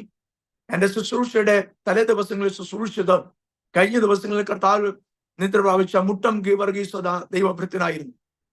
ഞാൻ ഒരു ദിവസം മുമ്പ് അവിടെ ചെന്നു. അതുകൊണ്ട് ഞാൻ അദ്ദേഹത്തിന്റെ അവസാനത്തെ രാത്രിയിൽ ആ ശുശ്രൂഷയിൽ ഞാൻ പങ്കെടുത്തു. അപ്പോൾ അവിടുത്തെ ദേവദാസൻ അദ്ദേഹത്തോട് പറഞ്ഞു, നാളത്തെ ശുശ്രൂഷിക്കുന്ന ദേവദാസനായത് തോമസ് മാമൻ എന്ന പേര് റായപ്പൂരിൽ നിന്നാണ് വന്നിരിക്കുന്നത്. അപ്പോൾ പാസ്റ്റർ മുട്ടം ഗീവർഗീസ് പറഞ്ഞു, ഇദ്ദേഹത്തിന് സ്റ്റേജിൽ ഒരു കസേര കൊടുക്കാം. ഞാൻ പറഞ്ഞു, അപ്പച്ചൻ ഞാൻ താഴെ ഇരുന്നോളാം, അപ്പച്ചന് നേരെ കണ്ടുകൊണ്ട് അപ്പച്ചന്റെ പ്രസംഗം കേൾക്കാം. അദ്ദേഹം പറഞ്ഞു, മോനെ അല്ല, ഈ സ്റ്റേജ് ഇരിക്കണമെന്ന് പറഞ്ഞു പാസ്റ്റർ മുട്ടം ഗീവർഗീസ്. അത് കഴിഞ്ഞ് അദ്ദേഹം പ്രസംഗിച്ചു നിൽക്കുമ്പോൾ അദ്ദേഹം റായ്പൂരിനെ കുറിച്ച് പറഞ്ഞു. അദ്ദേഹം പറഞ്ഞു, 1960, 65, 66 വർഷങ്ങളിൽ ഞാൻ റായ്പൂരിൽ പോയിട്ടുണ്ട്. പാസ്റ്റർ PS സാമുവേലിന്റെ കൂടെ ശുശ്രൂഷ ചെയ്തിട്ടുണ്ട്. അദ്ദേഹത്തെ ദൈവം ഉപയോഗിക്കുന്നത് ഞാൻ നേരിൽ കണ്ടിട്ടുണ്ട്. അദ്ദേഹം അന്ന് പറഞ്ഞൊരു കാര്യം, അദ്ദേഹത്തിന് മുൻപിൽ ആരും നിൽക്കുകയില്ലായിരുന്നു. അതിന് ഉദാഹരണം പറഞ്ഞത്, അന്ന് pastor PS Samuel pastor Muttom ഗീവർഗീസിനെയും വിളിച്ചുകൊണ്ട് അന്നത്തെ കേന്ദ്രമന്ത്രിയായിരുന്ന VC ശുക്ല എന്ന് പറയുന്ന വ്യക്തിയുടെ മന്ത്രിയുടെ വീട്ടിൽ പോയി. അദ്ദേഹം ക്ഷണിച്ചത് മുഖാന്തരമാണ് പോയത്. VC ശുക്ലയുടെ പിതാവ് അന്നത്തെ മധ്യപ്രദേശിന്റെ മുഖ്യമന്ത്രിയായിരുന്നു. അദ്ദേഹത്തിന്റെ ജ്യേഷ്ഠനും മുഖ്യമന്ത്രിയായിരുന്നു. അദ്ദേഹവുമായിട്ട് പാസ്റ്റർ PS സാമുവേലിന് നല്ല അടുപ്പമായിരുന്നു. ആ കുടുംബമായിട്ട് നല്ല അടുപ്പമായിരുന്നു. അത് മുഖാന്തരമാണ് ആ വീട്ടിൽ കടന്നുപോയത്. അപ്പൊ പാസ്റ്റർ മുട്ടം ഗീവർഗീസ് ആ കൺവെൻഷനിൽ പറഞ്ഞ കാര്യം, അഭിഷിക്തന്മാർ ദൈവത്താൽ ഉപയോഗിക്കപ്പെടുന്ന ദൈവഭൃത്യന്മാരുടെ മുൻപിൽ ലോകം തലകുനിച്ച് നിൽക്കുമെന്ന അദ്ദേഹം പറഞ്ഞത്. പക്ഷെ PS സാമുവേലും പക്ഷെ മുട്ടം ഗീവർഗീസും VC ശുക്ല എന്ന് പറഞ്ഞ കേന്ദ്രമന്ത്രിയുടെ വീട്ടിൽ നിന്ന് ചെന്നു. അദ്ദേഹം പറഞ്ഞത്, പക്ഷെ PS സാമുവേലും ഞാനും അവിടെ എപ്പോൾ വരെ ഇരുന്നു, അന്നേരം വരെ മന്ത്രി ഉൾപ്പെടെ ആ വീട്ടിലെ ആരും ഇരുന്നില്ല. ഒരൊറ്റ വ്യക്തി പോലും അദ്ദേഹത്തിന് മുൻപിൽ ഇരുന്നില്ല. കാരണം അദ്ദേഹത്തെ അത്രയ്ക്ക് ആദരവും ഒരു വിധത്തിൽ ഭയവുമായിരുന്നു. അത്രയ്ക്ക് ആദരവായിരുന്നു ലോകത്തിനു പോലും ആ അഭിഷിക്തനെ. ഞാൻ പറഞ്ഞത്, ദൈവം നമ്മെ തന്റെ ആത്മാവിനാൽ നിറച്ചാൽ, തന്റെ അഭിഷേകത്താൽ നിറച്ചാൽ ലോകമറിയും നാം അഭിഷിക്തരാണെന്ന്. ദൈവ തേജസ് നമ്മിൽ വ്യാപരിക്കുന്നത് മറ്റുള്ളവർ അറിയുവാനിടയായിത്തീരും. ദൈവം PS സാമുവേലിന്റെ ദൈവം മാത്രമല്ല, നമ്മുടെയും ദൈവമാണ്. അവരെ പോലെ വിളിച്ച വിളിയിൽ അന്ത്യം വരെ നിൽപ്പാൻ നാം തയ്യാറാണെങ്കിൽ ദൈവം നമ്മെയും തന്റെ അഭിഷേകത്താൽ നിറച്ച് അവരെ പോലെയും അവരെക്കാൾ അധികമായും ഉപയോഗിക്കാൻ ശക്തനായ ദൈവമാണ്. ആ ദൈവത്തിൽ നാം വിശ്വസിക്കുക, ആ ദൈവത്തിൽ മാത്രം നാം ആശ്രയിക്കുക. നമ്മയും ദൈവം തീർച്ചയായും ഉപയോഗിക്കും. ഞാൻ പറഞ്ഞല്ലോ, മാർച്ച് മാസമാണ് ഞാൻ ആ പൂർണ്ണ സുവിശേഷത്തിലേക്ക് വേണ്ടി സമർപ്പിച്ച് കോമ്പൗണ്ടിൽ വരുന്നത്. അടുത്ത 3 മാസം അദ്ദേഹം പല കാര്യങ്ങൾ സഭയെ കുറിച്ചുള്ളതിനോട് പറഞ്ഞു. 1994 പക്ഷെ PS സാമുവൽ നാട്ടില് ഷാരൂണിന്റെ ജനറൽ കൗൺസിൽ പ്രസംഗിച്ചു കൊണ്ടിരിക്കുമ്പോൾ അദ്ദേഹത്തിന് ആദ്യമായി ഹാർട്ട് അറ്റാക്ക് വന്നു. അതിനുശേഷം അദ്ദേഹത്തിന് അന്ന് സർജറി ചെയ്യണമെന്നാണെന്ന് പറഞ്ഞു അദ്ദേഹം. എന്നാൽ പാസ്റ്റർ PS സാമുവൽ പറഞ്ഞു, എന്റെ ശരീരത്ത് കത്തിവെക്കരുതെന്ന് പറഞ്ഞു. അതുകൊണ്ട് അദ്ദേഹം ഓപ്പറേഷൻ ചെയ്യുവാൻ സമ്മതിച്ചില്ല. എന്നാൽ പിന്നീട് 12 വർഷം ജീവിച്ചിരുന്ന് കർത്താവിന്റെ വേല ചെയ്യുവാൻ കർത്താവ് തന്റെ ദാസനെ സഹായിച്ചു. എന്നാൽ അവസാന നാളുകളിൽ അദ്ദേഹത്തിന് പല പ്രാവശ്യം ഹാർട്ട് അറ്റാക്ക് വരുമായിരുന്നു, വേദന ഉയരുമായിരുന്നു. എന്നാൽ അദ്ദേഹം അന്ത്യസമയങ്ങളിൽ അദ്ദേഹം നടക്കുകയും ശുശ്രൂഷയിൽ പല പ്രാവശ്യം സ്റ്റേജിൽ ഇരിക്കുകയൊക്കെ ചെയ്യുമായിരുന്നു. എന്നാൽ പല പ്രാവശ്യം ഈ വേദന ഉണ്ടാകുന്നത് മുഖാന്തരം അദ്ദേഹം കൂടുതൽ സമയം ആരാം ചെയ്യുന്ന അല്ലെങ്കിൽ വിശ്രമിക്കുന്ന അനുഭവങ്ങൾ ഉണ്ടായിട്ടുണ്ട്. എന്നാൽ പല പ്രാവശ്യം ഹോസ്പിറ്റലിൽ അദ്ദേഹം പോയിട്ടുണ്ട്, അദ്ദേഹം അഡ്മിറ്റ് ആയിട്ടുണ്ട്. എന്നാൽ ഒരു പ്രാവശ്യം എന്നോട് പറഞ്ഞു, ഇനിയും ഞാൻ രോഗിയായാൽ എന്നെ ഹോസ്പിറ്റലിൽ കൊണ്ടുപോകരുത്, എനിക്ക് ഈ കോമ്പൗണ്ടിൽ തന്നെ കർത്താവിനോട് ചേരണം. എന്നാൽ സഭകളിൽ പല ഡോക്ടേഴ്സ് ഉണ്ട്, അന്ന് തന്നെ വിശ്വാസികളുണ്ട്. അദ്ദേഹത്തിന്റെ ഏറ്റവും ഇളയ സഹോദരൻ ഡോക്ടർ MS ഖറിയ ഈ ജനുവരിയിലാണ് അദ്ദേഹം കർത്താവിൽ നിരപ്രാപിച്ചു. അദ്ദേഹം ജീവിച്ചിരിക്കുന്ന കാലമാണ്. അദ്ദേഹം പല പ്രാവശ്യം നിർബന്ധിച്ചു ഹോസ്പിറ്റലിൽ പോകാൻ. എന്നാൽ അന്ത്യസമയങ്ങളിൽ അദ്ദേഹം അത് അനുവദിച്ചില്ല. എന്നോട് പറഞ്ഞു, ഞാൻ ഇവിടെ തന്നെ ആയിരിക്കും, എന്നെ ഹോസ്പിറ്റലിൽ കൊണ്ടുപോകരുത്. അങ്ങനെ ഞാൻ മാർച്ച് മാസത്തിൽ ഇവിടെ വരുന്നു. ജൂൺ മാസം 8-ാം തീയതി കർത്താവിൽ നിദ്രപ്രാപിക്കുക. എന്നാൽ താമസിച്ച 3 മാസം പല കാര്യങ്ങൾ, സഭയെക്കുറിച്ചുള്ളത്, മുന്നോട്ടുള്ള സഭയുടെ വളർച്ചകളെ കുറിച്ചുള്ളത്, എങ്ങനെ സഭ കൊണ്ടുപോകണം എന്നുള്ളത്, എല്ലാ ദിവസവും രാവിലെ 1 മണിക്കൂർ, വൈകിട്ട് 2 മണിക്കൂർ എന്നെ വിളിച്ചു പറയുമായിരുന്നു, സംസാരിക്കുമായിരുന്നു. എന്നാൽ അന്നൊന്നും അദ്ദേഹം മരിക്കത്തക്ക ഒരു അനുഭവം ഇല്ലായിരുന്നു.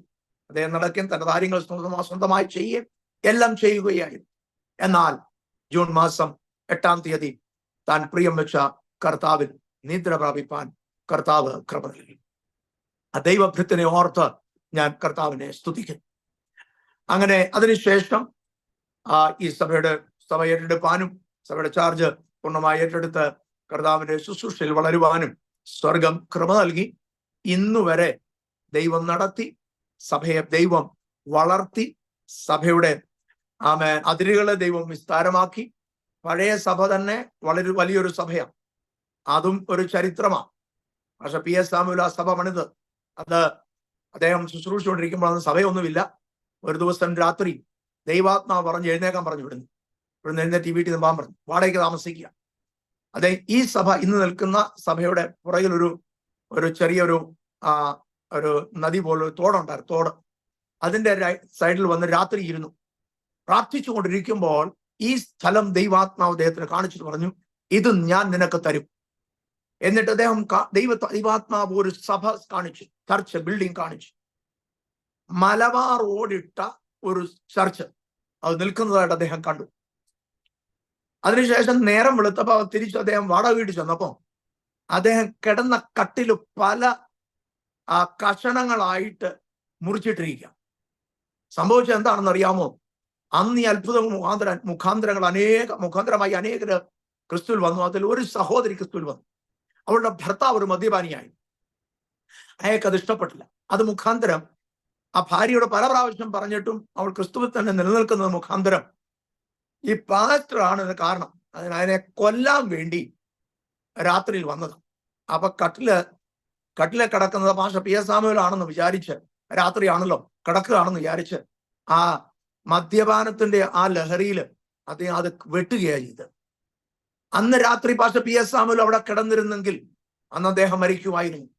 എന്നാൽ അദ്ദേഹത്തെ കുറിച്ചുള്ള ദൈവിക ഉദ്ദേശങ്ങൾ വളരെ വലുതും വിശാലവുമാകയാൽ അദ്ദേഹത്തെ മരണത്തിൽ നിന്ന് രക്ഷിപ്പാൻ ദൈവം തന്റെ ദാസനെ അവിടെ നിന്ന് പറഞ്ഞു വിടുകയാണ്. മാത്രമല്ല, മുന്നോട്ടുള്ള ദൈവപ്രവൃത്തി എങ്ങനെയെന്ന് ദർശനത്തിൽ കൂടെ ദൈവം വെളിപ്പെടുത്തുകയും ചെയ്യുന്നത് ആ രാത്രിയിലാണ്. ദൈവം തന്റെ ദാസനെ രക്ഷിക്കുക മാത്രമല്ല, മുന്നോട്ടുള്ള ദൈവപ്രവൃത്തി വെളിപ്പെടുത്തുകയും ചെയ്തു. ആ ദൈവം നമ്മുടെയും ദൈവമാണ്. നമ്മയും ദൈവം രക്ഷിക്കും.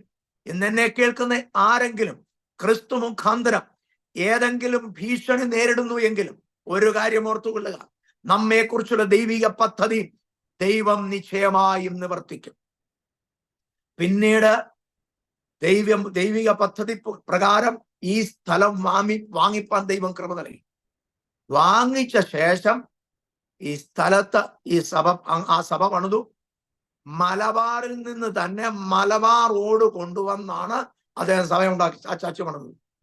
അദ്ദേഹം ജീവിച്ചിരിക്കുന്ന കാലത്തോളം ആ സഭ, ആ ബിൽഡിംഗ് അങ്ങനെ തന്നെ ആയിരുന്നു. ആ സഭയെ വന്നൊരു വലിയ സഭ തന്നെയാണ്. 150-200 പേരോളം കൂടി 300 പേരോളം കൂടി ആരാധിക്കത്തക്കതുപോലുള്ള ഒരു സഭ. എന്നാൽ അദ്ദേഹത്തിന്റെ മരണശേഷം ദൈവം സഭയെ വളർത്തി, സഭയുടെ വിശാലതയിലേക്ക് ദൈവം നടത്തി. തന്മുഖാന്തരം സഭ പൊളിച്ച് പണിയേണ്ടതായി വന്നു. ഇന്ന് ഇവിടെ 6 നിലയുള്ള ഒരു ബിൽഡിംഗ് ആണ്. അതിൽ 4 നില ആരാധനാലയമാണ്, ഒരു ചർച്ചും 4 ബാൽക്കണിയും, അതിന്റെ മുകളിൽ 2 ബിൽഡിങ്ങും, താഴെ കാർപോർച്ച്, അങ്ങനെ കാർപോർച്ച് ഗ്രൗണ്ട് ഫ്ലോറും കൂട്ടി ഏകദേശം 7 നിലയാണ് ആ സഭ. 3000 പേർക്ക് ഇരിക്കത്തക്കതുപോലുള്ള ഒരു സഭ. 2000-ലധികം ആൾക്കാർ ഇന്ന് കർത്താവിനെ ആരാധിക്കുന്നു.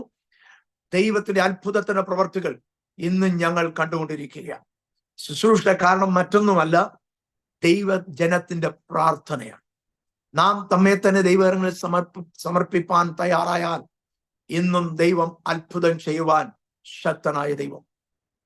ഞങ്ങളുടെ വിവാഹ ശേഷം ദൈവം ഞങ്ങളെ അനുഗ്രഹിച്ചു.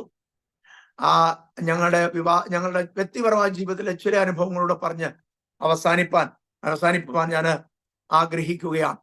വിവാഹശേഷം ഞങ്ങൾക്ക് പല നാളുകൾ കുഞ്ഞുങ്ങളില്ലായിരുന്നു. അവസാനം ഞങ്ങൾക്ക് കുഞ്ഞുങ്ങളെ ദൈവം നൽകുവാൻ തുടങ്ങി. എന്നാൽ ഞങ്ങളുടെ കരങ്ങളിൽ ലഭിച്ചില്ല. 3 കുഞ്ഞുങ്ങളെ ദൈവം നൽകി. 3ഉം അബോർട്ടായി പോയി. ഞങ്ങൾ പല ഡോക്ടേഴ്സിനെ കാണിച്ചു. ഡോക്ടേഴ്സ് പറഞ്ഞു നിങ്ങൾക്ക് കുഞ്ഞുങ്ങൾ ഉണ്ടാകുകയില്ല.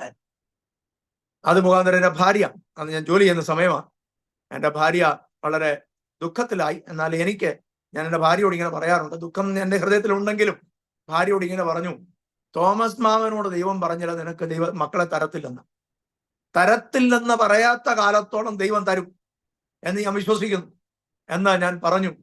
എങ്കിലും മാനസികമായ നിശ്ചയമായും ഒരു ഭാരത്തിൽ കൂടെ കടന്നുപോയി. എൻ്റെ 4ാമത്തെ കുഞ്ഞ് ഞങ്ങൾക്ക് ദൈവം നൽകുമ്പോൾ അറിഞ്ഞ സമയം തന്നെ ഞാൻ എൻ്റെ വൈഫിനെ നാട്ടിലയച്ചു. അവള് 9 മാസവും ബെഡിൽ തന്നെയാണ് കിടന്നത്. ഹോസ്പിറ്റലിൽ എല്ലാ ആഴ്ചയും ഹോസ്പിറ്റൽ ചെക്കപ്പിന് വേണ്ടി പോകും. ആ ചെക്കപ്പിന് വേണ്ടി പോകാൻ മാത്രമാണ് ബെഡിൽ നിന്ന് എഴുന്നേൽക്കുന്നത്. അവസാന സമയം പോലും ഡോക്ടേഴ്സ് കുഞ്ഞ് ലഭിക്കും എന്ന് പറഞ്ഞാൽ എപ്പോൾ വേണേലും അബോർഷൻ സംഭവിക്കാം എന്നാണ് പറഞ്ഞത്. എന്തെങ്കിലും അംഗവൈകല്യവും കുഞ്ഞിനുണ്ടാകാമെന്നാണ് പറഞ്ഞത്. കാരണം ആദ്യത്തെ 3 കുഞ്ഞുങ്ങൾക്കും പല പ്രശ്നങ്ങൾ ആ ശരീരത്തിൽ ഉണ്ടായിരുന്നു. അതുകൊണ്ടാണ് അത് അബോർട്ടായി പോയത്. ആ പ്രശ്നം തന്നെ ഈ കുഞ്ഞിനുമുണ്ട്. അതുകൊണ്ട് എന്തെങ്കിലും അംഗവൈകല്യം ഉണ്ടായിരിക്കും കുഞ്ഞിന് എന്നാണ് അവർ പറഞ്ഞത്. എന്നാൽ സ്വർഗത്തിലെ ദൈവം അത്ഭുതത്തിന്റെ ദൈവമാണ്. എൻ്റെ ഭാര്യയ്ക്ക് പ്രസവ വേദനയായി ഹോസ്പിറ്റലിൽ അഡ്മിറ്റ് ചെയ്തു. ഡോക്ടർ നോക്കിയപ്പോൾ കുഞ്ഞ് 1 കിലോയിൽ താഴെ. അത് മുഖാന്തരം ഡെലിവറി നടക്കരുത്. അതിനുശേഷം പ്രത്യേക ഇഞ്ചക്ഷൻ നടത്തി ഡെലിവറി നടക്കാതിരിക്കാനുള്ള ഇഞ്ചക്ഷൻ, അത് അബോർട്ടായി പോകാതിരിക്കാനുള്ള ഇഞ്ചക്ഷൻ. അങ്ങനെ 23 ദിവസം ആ ഹോസ്പിറ്റലായിരുന്നു.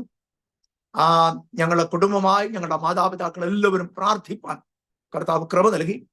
23 ദിവസത്തെ പ്രാർത്ഥന കഴിഞ്ഞപ്പോൾ 23 ദിവസം മുമ്പ് 1 കിലോ മാത്രം ഉണ്ടായിരുന്ന ആ കുഞ്ഞ് 23 ദിവസം കഴിഞ്ഞപ്പോൾ 2 കിലോ 750 ഗ്രാം ആയി.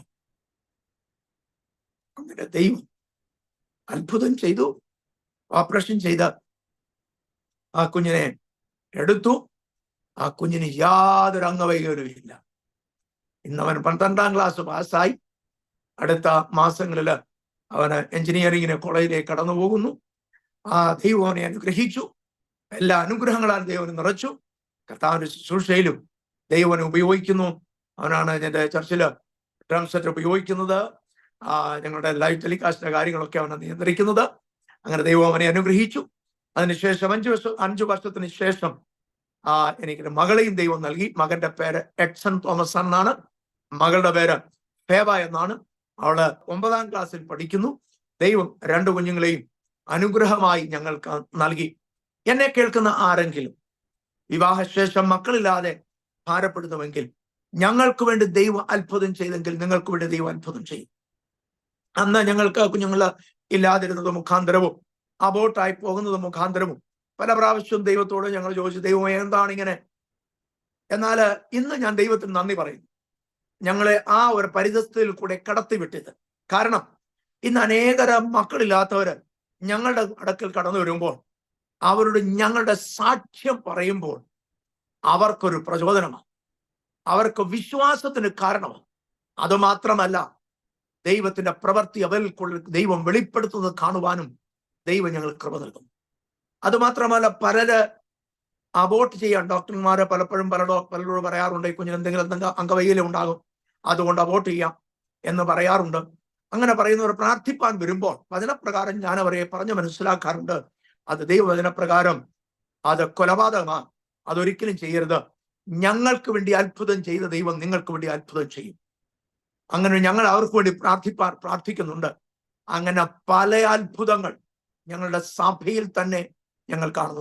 ഒരു ദിവസം 6 മാസം പ്രായമായ ഒരു കുഞ്ഞിനെ അബോർട്ട് ചെയ്യാൻ, അന്ന് അവർ അതിന്റെ സഭയിലെ വിശ്വാസികളാ അല്ല നവധായ ക്രിസ്ത്യാനികളായിരുന്നു. അബോർട്ട് ചെയ്യാൻ പോകുന്ന വഴിക്ക് അവരുടെ മാതാവ് പറഞ്ഞു, ഇവിടുത്തെ പാസ്റ്ററോട് കയറി ഒന്ന് പ്രാർത്ഥിപ്പിച്ചിട്ട് നമുക്ക് പോകാമെന്ന്. അവരെന്റെ ഓഫീസിൽ വന്ന് അവരുടെ കാര്യങ്ങൾ പറഞ്ഞപ്പോൾ ഞാൻ അവന്റെ ഭാര്യയെ ഒന്നിച്ചിരുന്ന് അവരുടെ ഞങ്ങളുടെ അനുഭവം പറഞ്ഞു ഞങ്ങൾ അവർക്ക് വേണ്ടി പ്രാർത്ഥിച്ചു. നിങ്ങൾ വിശ്വസിച്ചാൽ ദൈവം പ്രവർത്തിക്കുമെന്ന് പറഞ്ഞു. അങ്ങനെ അവർ വിശ്വസിച്ചു. ആ കുഞ്ഞിനെ അബോർട്ട് ചെയ്തില്ല. പിന്നീട് എല്ലാ ഞായറാഴ്ചയും ഞങ്ങളുടെ സഭയിൽ ആരാധനയ്ക്ക് വരാൻ തുടങ്ങി. എൻ്റെ ഭാര്യ എല്ലാ ഞായറാഴ്ചയും ആരാധന ശേഷം പോകുമ്പോൾ അവരുടെ വയറ്റത്ത് കൈവച്ച് പ്രാർത്ഥിക്കുമായിരുന്നു. ആ കുഞ്ഞ് ദൈവത്താൽ അനുഗ്രഹിക്കപ്പെട്ട ഒരു കുഞ്ഞിനെ ദൈവം അവർക്ക് നൽകി. യാതൊരു അംഗവൈകല്യവും ആ കുഞ്ഞിനില്ലായിരുന്നു. ആ കുഞ്ഞിന്റെ പല ബർത്ത്ഡേകൾ ആഘോഷിപ്പാൻ അവർക്കും അവരുടെ കൂടെ ദൈവത്തെ മഹത്വപ്പെടുത്തുവാനും കർത്താവ് ഞങ്ങൾക്ക് കൃപ നൽകി. എന്നെ കേൾക്കുന്ന ആരെങ്കിലും മക്കളില്ലാതെ ഭാരപ്പെടുന്നെങ്കിൽ വിശ്വസിക്കുക, ഞങ്ങൾക്ക് വേണ്ടി അത്ഭുതം ചെയ്ത ദൈവം നിങ്ങൾക്ക് വേണ്ടിയും അത്ഭുതം ചെയ്യും. ചിലപ്പോൾ ഒരു കുഞ്ഞ് നിങ്ങൾക്ക് ദൈവം നൽകിയിട്ട് ഡോക്ടേഴ്സ് പറയുന്നത് മുഖാന്തരം അബോർഷൻ ചെയ്യുവാൻ വേണ്ടി കാത്തിരിക്കുന്നവരായിരിക്കാം. വിശ്വസിക്കുക, നമ്മുടെ ദൈവം അത്ഭുതം ചെയ്യുന്ന ദൈവമാണ്. നമ്മുടെ ദൈവം സൃഷ്ടിക്കുന്ന ദൈവമാണ്. ഇല്ലാത്തതിനെ സൃഷ്ടിച്ച് നല്ലതാക്കി നൽകുവാൻ കഴിവുള്ള ദൈവം. ഞങ്ങൾക്ക് വേണ്ടി അത്ഭുതം ചെയ്യുന്ന ദൈവം നിങ്ങൾക്ക് വേണ്ടിയും അത്ഭുതം ചെയ്യും. വിശ്വസിക്കുക, ഇതിനെല്ലാം ആധാരം പ്രാർത്ഥനയായിരിക്കണം. ഞാൻ എൻ്റെ മാതാവിനെ ഓർത്ത് ദൈവത്തിന് എൻ്റെ മാതാപിതാക്കൾ പ്രാർത്ഥിക്കുന്നവരായിരുന്നു. ഇന്നും എൻ്റെ മാതാവ് 80 വയസ്സുള്ള മാതാവ്, പ്രാർത്ഥിക്കുന്ന മാതാവാണ്. ഞാൻ ഏകദേശം എവിടെ പോയാലും എൻ്റെ മാതാവിനോട് പറയും, ദിവസങ്ങളിലെ ശുശ്രൂഷകളെ കുറിച്ച് പറയും. ഈ സാക്ഷ്യം തുടങ്ങുന്നതിന് മുമ്പ് ഞാൻ എൻ്റെ മാതാവിന് ഫോൺ ചെയ്ത് പറഞ്ഞു, എല്ലാ ദിവസവും ഫോൺ ചെയ്യും, ഞാൻ കാര്യങ്ങൾ പറയും, തുടങ്ങാൻ പോവുകയാണ്, പ്രാർത്ഥിക്കണമെന്ന് പറയും. ഞങ്ങളുടെ മാതാവിന്റെ പ്രാർത്ഥനയാണ് ഞങ്ങൾ ഇതെത്രത്തോളം നിലനിർത്തിയത്. ഞങ്ങളുടെ മാതാവ് ഞങ്ങൾ ചെറുപ്പവും യൗവനക്കാരുമായിരുന്നപ്പോൾ രാത്രിയാമങ്ങളിൽ എഴുന്നേറ്റ് ഞങ്ങളുടെ പേര് പറഞ്ഞ് പ്രാർത്ഥിക്കുന്നത് പല പ്രാവശ്യം ഞങ്ങൾ കേട്ടിട്ടുണ്ട്. ഒരു പ്രാർത്ഥിക്കുന്ന മാതാവും പിതാവും ഉണ്ടെങ്കിൽ അവരുടെ തലമുറകൾ അനുഗ്രഹിക്കപ്പെട്ടിരിക്കും. നിങ്ങൾ പ്രാർത്ഥിക്കുക, നിങ്ങളുടെ തലമുറകൾ അനുഗ്രഹിക്കപ്പെടും. ഞാൻ ഒരു സുവിശേഷകനാകാൻ, ഒരു പൂർണ്ണസഭയ സുവിശേഷകനാകാൻ ആഗ്രഹിച്ചതല്ല. ഞങ്ങളുടെ മാതാപിതാക്കൾ ദൈവസ്ഥനിൽ പ്രാർത്ഥിച്ചതുപോലെ പറഞ്ഞതുപോലെ ഒരു കുഞ്ഞ് ലഭിക്കുമെങ്കിൽ അവനെ കർത്താവിന് വേലയ്ക്ക് വേണ്ടി അർപ്പിക്കാമെന്ന് പ്രാർത്ഥിച്ചു. ദൈവം 2 നൽകി. എന്നാൽ 2 നൽകിയപ്പോൾ 1 കർത്താവിന് വേണ്ടി, 1 തങ്ങൾക്ക് വേണ്ടി എന്നാണ് അവരും വിചാരിച്ചത്. അങ്ങനെ അവർ പ്രാർത്ഥിച്ചു. എൻ്റെ ജ്യേഷ്ഠൻ സക്കറിയ മാമൻ, അവന് പ്രാഥമിക വിദ്യാഭ്യാസത്തിന് ശേഷം കുമ്മനാട് ബൈബിൾ കോളേജിൽ, പിന്നീട് ഗ്രേസ് ബൈബിൾ കോളേജിൽ പഠിച്ചു. അതിനുശേഷം IPCയുടെ ഒരു സുവിശേഷകനായിട്ട് ഭോപ്പാലിലും പിന്നീട് കോർബയിലും കർത്താവിന് വേലയുള്ള ബന്ധത്തിലായിരുന്നു. കോർബയിൽ IPC സഭയുടെ ശുശ്രൂഷകനും കോർബ IPC ഡിസ്ട്രിക്ട് ശുശ്രൂഷകനുമായി കർത്താവിന്റെ വേലയിൽ വർദ്ധിച്ചു വരുന്നു. IPC ഛത്തീസ്ഗഡ് സ്റ്റേറ്റിന്റെ സെക്രട്ടറിയും ചില നാളുകളിൽ അവനായിരുന്നു. കർത്താവിന് വേണ്ടി അവൻ ഇരിക്കുന്നു. ഇന്നും കർത്താവിന് വേണ്ടി ഉപയോഗിക്കപ്പെട്ടുകൊണ്ടിരിക്കുന്നു. അവൻ കർത്താവിന് വേലയ്ക്ക് വേണ്ടി പോയി. എന്നാൽ എൻ്റെ ഇച്ഛ, എൻ്റെ ഹിതം, എൻ്റെ ഹൃദയത്തിലെ ആഗ്രഹം ഒരിക്കലും സുവിശേഷകൻ പൂർണ്ണമായി ആകരുത് എന്നായിരുന്നു. എന്നാൽ ദൈവം തൻ്റെ പദ്ധതി പ്രകാരം, തൻ്റെ ഹിതപ്രകാരം എന്നെയും വിളിച്ചു വേർതിരിച്ചു. അതിന് കാരണം അനേകരുടെ പ്രാർത്ഥന, എൻ്റെ മാതാവിന്റെ പ്രാർത്ഥന, പിതാവിന്റെ പ്രാർത്ഥന, എൻ്റെ പെങ്ങളുടെ പ്രാർത്ഥന, മറ്റ് എൻ്റെ മാതൃസഭയുടെ പ്രാർത്ഥന, എനിക്ക് വേണ്ടി പ്രാർത്ഥിക്കുന്ന അനേകരുടെ പ്രാർത്ഥന. അങ്ങനെയെങ്കിൽ പ്രാർത്ഥനയിൽ നാമും മുന്നേറുക. നാം മുഖാന്തരം അനേകർ അനുഗ്രഹിക്കപ്പെടുന്നതിന് ഇടയായിത്തീരും. സ്വർഗം അതിന് നിങ്ങൾക്ക് കൃപ നൽകട്ടെ. ഒരു പ്രാർത്ഥനാ ജീവിതം നിങ്ങൾക്ക് ദൈവം നൽകട്ടെ എന്ന് ഞാൻ കർത്താവിനോട് പ്രാർത്ഥിക്കുന്നു. അനുഗ്രഹിക്കപ്പെട്ട അഭിഷിക്തന്മാരാൽ നിറഞ്ഞ ഒരു കുടുംബത്തിൽ ജനിക്കപ്പെടുവാൻ ഭാഗ്യമായത് എന്റെയും ദൈവത്തിന്റെ ഹിതമായ ഒരു ഭാഗ്യമായി തന്നെ ഞാൻ കരുതുന്നു. Pastor P.S. സാമുവേൽ, വാര്യാപുര യോനാച്ചൻ, ഇവരുടെ എല്ലാം മൂത്ത ജ്യേഷ്ഠനാണ് പൊടിയച്ചാൻ എന്നറിയപ്പെടുന്ന പുന്നമ്മൂട്ടിൽ പൊടിയച്ച എന്ന് പറയുന്ന അദ്ദേഹത്തിന്റെ കൊച്ചുമകനായി ഞാൻ ജനിച്ചു. അവരുടെയൊക്കെ ആത്മിക ശുശ്രൂഷകൾ ഞങ്ങൾക്ക് അനുഗ്രഹവും ആശീർവാദവുമായി തീർന്നു. ഇന്നും അനുഗ്രഹങ്ങൾ പ്രാപിപ്പാൻ സ്വർഗം കൃപ നൽകുന്നു. അതോർത്തും ഞാൻ കർത്താവിനെ സ്തുതിക്കുന്നു. ഇന്ന് ദി ചർച്ച് ഓഫ് ഗോഡ് എന്ന് പറയുന്ന ആ സഭ പക്ഷെ P.S. സാമുവേൽ സ്ഥാപിക്കപ്പെട്ട ആ സഭയുടെ ഹെഡ്ക്വാർട്ടർ റായ്പൂരിലെ സഭയിലാണ് ഞാൻ ശുശ്രൂഷകനായിരിക്കുന്നത്. ഇന്ന് ഏകദേശം 83 ഭാഷന്മാരും 90-ലധികം സഭകളും ഞങ്ങളുടെ കൂടെ ഉണ്ട്. അന്യ ദൈവദാസന്മാർ തന്നെ മറ്റ് അഭിഷിക്തന്മാർ ഒരാൾ ആമേൻ അവരുടെ അണ്ടറിലും പല സഭകളുണ്ട്. ആ സഭകളെ ഓർത്തും ഞാൻ കർത്താവിനെ സ്തുതിക്കുന്നു. ദൈവാത്മ നിയോഗത്താൽ നിയോഗിക്കപ്പെട്ട അല്ലെങ്കിൽ ആരംഭിക്കപ്പെട്ട ഒരു ശുശ്രൂഷയും ഒരിക്കലും തകർന്നു പോകില്ല. കർത്താവിനാൽ ആരംഭിക്കപ്പെട്ടത് എങ്കിലും കർത്താവ് വരുന്നത് വരെ അത് നിലനിൽക്കും. അതിനൊരു തെളിവാണ് ഞങ്ങളുടെ സഭകൾ. ആരെങ്കിലും എന്നെ കേൾക്കുന്ന ഏതെങ്കിലും ശുശ്രൂഷകന്മാർ ഏതെങ്കിലും പരിതസ്ഥിതി മുഖാന്തരം നിങ്ങൾ നിരാശരായിരിക്കുന്നുവെങ്കിൽ വിശ്വസിക്കുക, ഞങ്ങൾക്ക് വേണ്ടി, ഞങ്ങളുടെ പിതാക്കന്മാർക്ക് വേണ്ടി അവൻ അത്ഭുതം ചെയ്ത ദൈവം ഇന്നും നിങ്ങൾക്ക് വേണ്ടിയും അത്ഭുതം ചെയ്യും. കർത്താവിന്റെ ദാസൻ പാസ്റ്റർ P.S. സാമുവേലിനും ശേഷം അനേക ദൈവദാസന്മാർ ഈ സഭയോട് ചേർന്ന ശുശ്രൂഷയിലായിരുന്നു.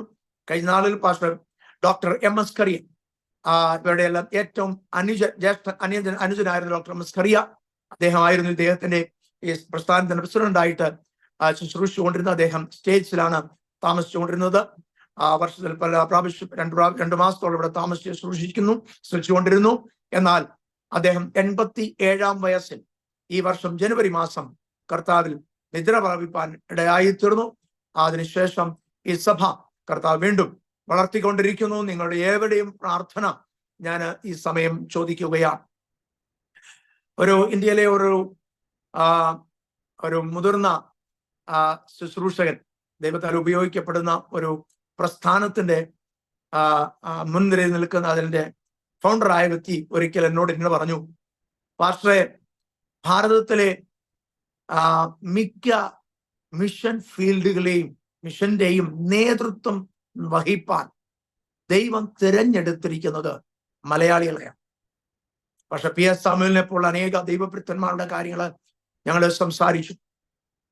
അദ്ദേഹം പറഞ്ഞു അതിനൊരു കാരണം പലതാണ്. അതിൽ ഒന്ന്, ഒരു മലയാളിയായ ദൈവഭൃത്യൻ കർത്താവിന് വേണ്ടി ശുശ്രൂഷയ്ക്ക് വേണ്ടി ഇറങ്ങുമ്പോൾ അവർക്ക് വേണ്ടി പ്രാർത്ഥിപ്പാൻ ഒരു കൂട്ടത്തെ ദൈവം ഒരുക്കും. അവരുടെ മാതാപിതാക്കളുടെ കുടുംബങ്ങളും അവരുടെ ബന്ധുമിത്രാദികൾ മാത്രമല്ല, അവർ ഉൾപ്പെട്ട് നിൽക്കുന്ന കേരളത്തിലെ സഭ, അതാണ് അവരെ കർത്താവിൽ ശുശ്രൂഷയിൽ നിലനിർത്തുന്നത്. അദ്ദേഹം ആ കാര്യം പറഞ്ഞപ്പോൾ ഞാനത് 100% ശരിയാണ് എന്ന് പറയുന്നതിന് കാരണമായി തീർന്നു. കാരണം ഉത്തരഭാരതത്തിൽ നിന്ന്, ദക്ഷിണേന്ത്യയിൽ നിന്ന്, ഉത്തരഭാരതത്തിൽ നിന്ന്, വടക്കേ ഇന്ത്യയിൽ നിന്ന് ഒരു ദൈവഭൃത്യൻ ക്രിസ്തുവിലായാൽ അവൻ ഒറ്റയ്ക്കായിരിക്കാം മിക്കപ്പോഴും ക്രിസ്തുവിൽ ഇറങ്ങുന്നത്, ഒറ്റയ്ക്കായിരിക്കും ശുശ്രൂഷ തുടങ്ങുന്നത്. ആ വ്യക്തിക്ക് വേണ്ടി ആത്മാവിൽ പോരാടുവാൻ ഒരു വ്യക്തിയോ ഒരു സമൂഹമോ ഒരു സഭയോ ഉണ്ടാകാൻ സാധ്യത വളരെ കുറവാണ്. എന്നാൽ മലയാളികളായ ദൈവഭൃത്യന്മാർക്ക് ദൈവം നൽകിയിരിക്കുന്ന ഒരു അനുഗ്രഹമായി ഇതാണ്. എനിക്ക് വേണ്ടി പ്രാർത്ഥിക്കുന്ന അനേക സഭകൾ കേരളത്തിലുണ്ട്, അനേക ബന്ധുമിത്രാദികൾ അഭിഷിക്തന്മാരും. എന്നും ഞാൻ പലപ്പോഴും നാട്ടിൽ പോകുമ്പോൾ പല പ്രായമുള്ള മാതാപിതാക്കളെ കാണാറുണ്ട്. ഞാൻ കഴിഞ്ഞ ആഴ്ചകളിൽ നാട്ടിൽ ചെന്നപ്പോൾ ഒരു മാതാവിന് 90 വയസ്സ് കഴിഞ്ഞ ഒരു മാതാവ്, ഏകദേശം 90 വയസ്സുണ്ട് ആ മാതാവിന്. 90 വയസ്സിൽ കൂടുതൽ എന്റെ മാതാവിനേക്കാൾ പ്രായമുള്ളതാ. ആ മാതാവിനെ ഞാൻ കണ്ടപ്പോൾ അവരോട് പറഞ്ഞു, മോനെ, ഞാൻ നിനക്കും നിന്റെ ചേട്ടനും വേണ്ടി എല്ലാ ദിവസവും പേര് പറഞ്ഞു പ്രാർത്ഥിക്കും. എന്റെ സഭ എന്നും എനിക്ക് വേണ്ടി പേര് പ്രാർത്ഥിക്കും. സഭയിലെ വിശ്വാസികൾ പേര് പറഞ്ഞ് പ്രാർത്ഥിക്കും. എന്റെ ഭാര്യയുടെ സഭ വിശ്വാസികൾ എല്ലാ ദിവസവും പേര് പറഞ്ഞ് പ്രാർത്ഥിക്കും. അവരുടെ പ്രാർത്ഥനകളാണ് ഞങ്ങളെ ശുശ്രൂഷയിൽ നിലനിർത്തുന്നത് എന്ന് എന്നെ കേൾക്കുന്ന, ഞാൻ മലയാളത്തിലാണ് ഈ സാക്ഷ്യം പറയുന്നത്, അതുകൊണ്ട് കേൾക്കുന്നത് മലയാളികളാണല്ലോ. അതും കേൾക്കുന്ന സകല മലയാളി ദൈവദാസന്മാരോടും സഭകളോടും എനിക്ക് പറയാനുള്ളത്, കർത്താവിന് വേണ്ടി പ്രയോജനപ്പെടുന്ന അഭിഷിക്തന്മാരുടെ പേര് പറഞ്ഞ് നിങ്ങളും പ്രാർത്ഥിക്കുക. നിങ്ങളുടെ പ്രാർത്ഥന അനേക അഭിഷിക്തന്മാരെ ഈ വടക്കേ ഇന്ത്യയിൽ മാത്രമല്ല ലോകത്തും മുഴുവനും നിലനിർത്തും. അതിനുവേണ്ടി നിങ്ങൾക്ക് ചിലപ്പോൾ വടക്കേ ഇന്ത്യയിൽ കടന്നു വരുവാൻ കഴിയില്ലായിരിക്കാം. എന്നാൽ അവരെ പ്രാർത്ഥനയിൽ ഓർക്കുവാനിടയായാൽ അവരുടെ ശുശ്രൂഷയിൽ നിങ്ങളും ഭാഗമാകുകയാണ്. മറ്റൊന്ന് ചെയ്യണത് പ്രാർത്ഥിക്കുക മാത്രമല്ല, കടന്നു വരുവാൻ കഴിയുന്നവർ കടന്നു വരണം. സ്തോത്രം. നിങ്ങൾ വടക്കേരിയിൽ കടന്നു വരട്ടെ, നിങ്ങൾ ശുശ്രൂഷിക്കട്ടെ, നിങ്ങൾ ശുശ്രൂഷയിൽ ഭാഗമാകട്ടെ. അത് ഇവിടുത്തെ ശുശ്രൂഷകൾക്ക് അനുഗ്രഹമാകട്ടെ. അതുമാത്രമല്ല, നിങ്ങളുടെ തലമുറകളെ കർത്താവിന്റെ വേലയ്ക്ക് വേണ്ടി സമർപ്പിച്ചു പ്രാർത്ഥിക്കുക. ഞങ്ങളുടെ മാതാപിതാക്കൾ ഞങ്ങള് ആരാണെന്നറിയാതെ സമർപ്പിച്ചു പ്രാർത്ഥിച്ചതാണ് ഒരു വിധത്തിൽ ഇന്ന് ഞങ്ങൾ ശുശ്രൂഷകരായി തീരുവാൻ ഇടയായി തീർന്നത്. വിവാഹം കഴിഞ്ഞ സകല ദമ്പതികളോടും എനിക്ക് പറയുവാനുള്ളത്, നിങ്ങളുടെ തലമുറകളെ കർത്താവിന് വേണ്ടി സമർപ്പിച്ചു പ്രാർത്ഥിക്കുക. പൂർണ്ണ സമയ സുവിശേഷകനാകുവാൻ ദൈവഹിതമെങ്കിൽ ദൈവം അങ്ങനെ ചെയ്തുകൊള്ളും. അല്ലെങ്കിൽ വേലയോടുകൂടെയോ ജോലിയോടുകൂടെയോ ഏതു വിധത്തിലോ കർത്താവേ, എന്റെ തലമുറകളെ അങ്ങയുടെ നാമമഹത്വത്തിനായി ഉപയോഗിക്കണമേ എന്ന് പ്രാർത്ഥിക്കുക. വിവാഹം കഴിഞ്ഞ ദിവസം മുതൽ പ്രാർത്ഥിക്കണം. ദൈവം ഉദരത്തിൽ തരുമ്പോൾ പ്രാർത്ഥിക്കണം. ജനിച്ചു കഴിയുമ്പോൾ പ്രാർത്ഥിക്കണം. നിങ്ങൾ ജീവിച്ചിരിക്കുന്ന കാലത്തോളം പ്രാർത്ഥിക്കണം. കാരണം നിങ്ങളുടെ പ്രാർത്ഥന നിങ്ങളുടെ തലമുറകളെ അനേകായിരങ്ങളെ ക്രിസ്തുവിനായി നേടുവാൻ ഇടയായി തീരും. അതിന് കർത്താവ് കൃപ നൽകട്ടെ എന്ന് ഞാൻ ദൈവത്തോട് പ്രാർത്ഥിക്കുകയാണ്. ദൈവം വടക്കേ ഇന്ത്യയെ തൊട്ട് കഴിഞ്ഞിരിക്കുക.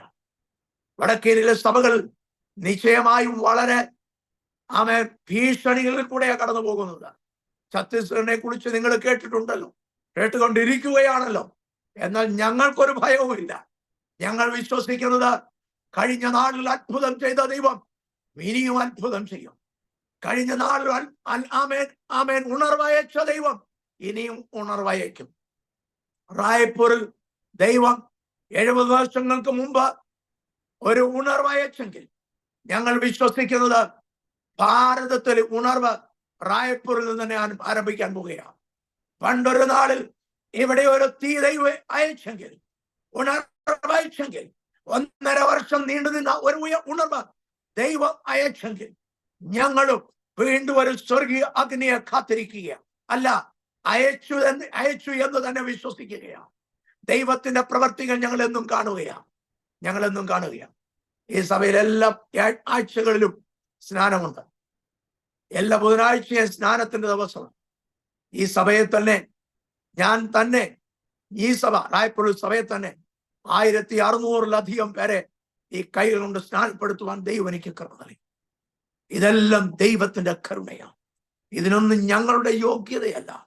ദൈവം ഞങ്ങളെ യോഗ്യരാക്കി തീർത്തതാണ്. അതിന് കാരണം പ്രാർത്ഥിക്കുന്ന ദൈവജനമാണ്.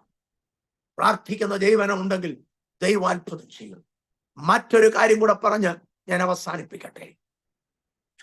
ആത്മാക്കളെ നേടുക എന്നുള്ളത് ഓരോ ദൈവ പൈതലിന്റെയും കടമയാണ്. ദൈവദാസന്മാർ വിശ്വാസികളെ സുവിശേഷം അറിയിക്കുന്നതിന് വേണ്ടി പ്രേരിപ്പിക്കുക. എല്ലാ വിശ്വാസികളും ഓരോ സുവിശേഷകരാകട്ടെ. അവരുടെ ഓഫീസിൽ ഒരു സുവിശേഷകരാകട്ടെ. അവരുടെ വീട്ടിൽ ഒരു സുവിശേഷകരാകട്ടെ.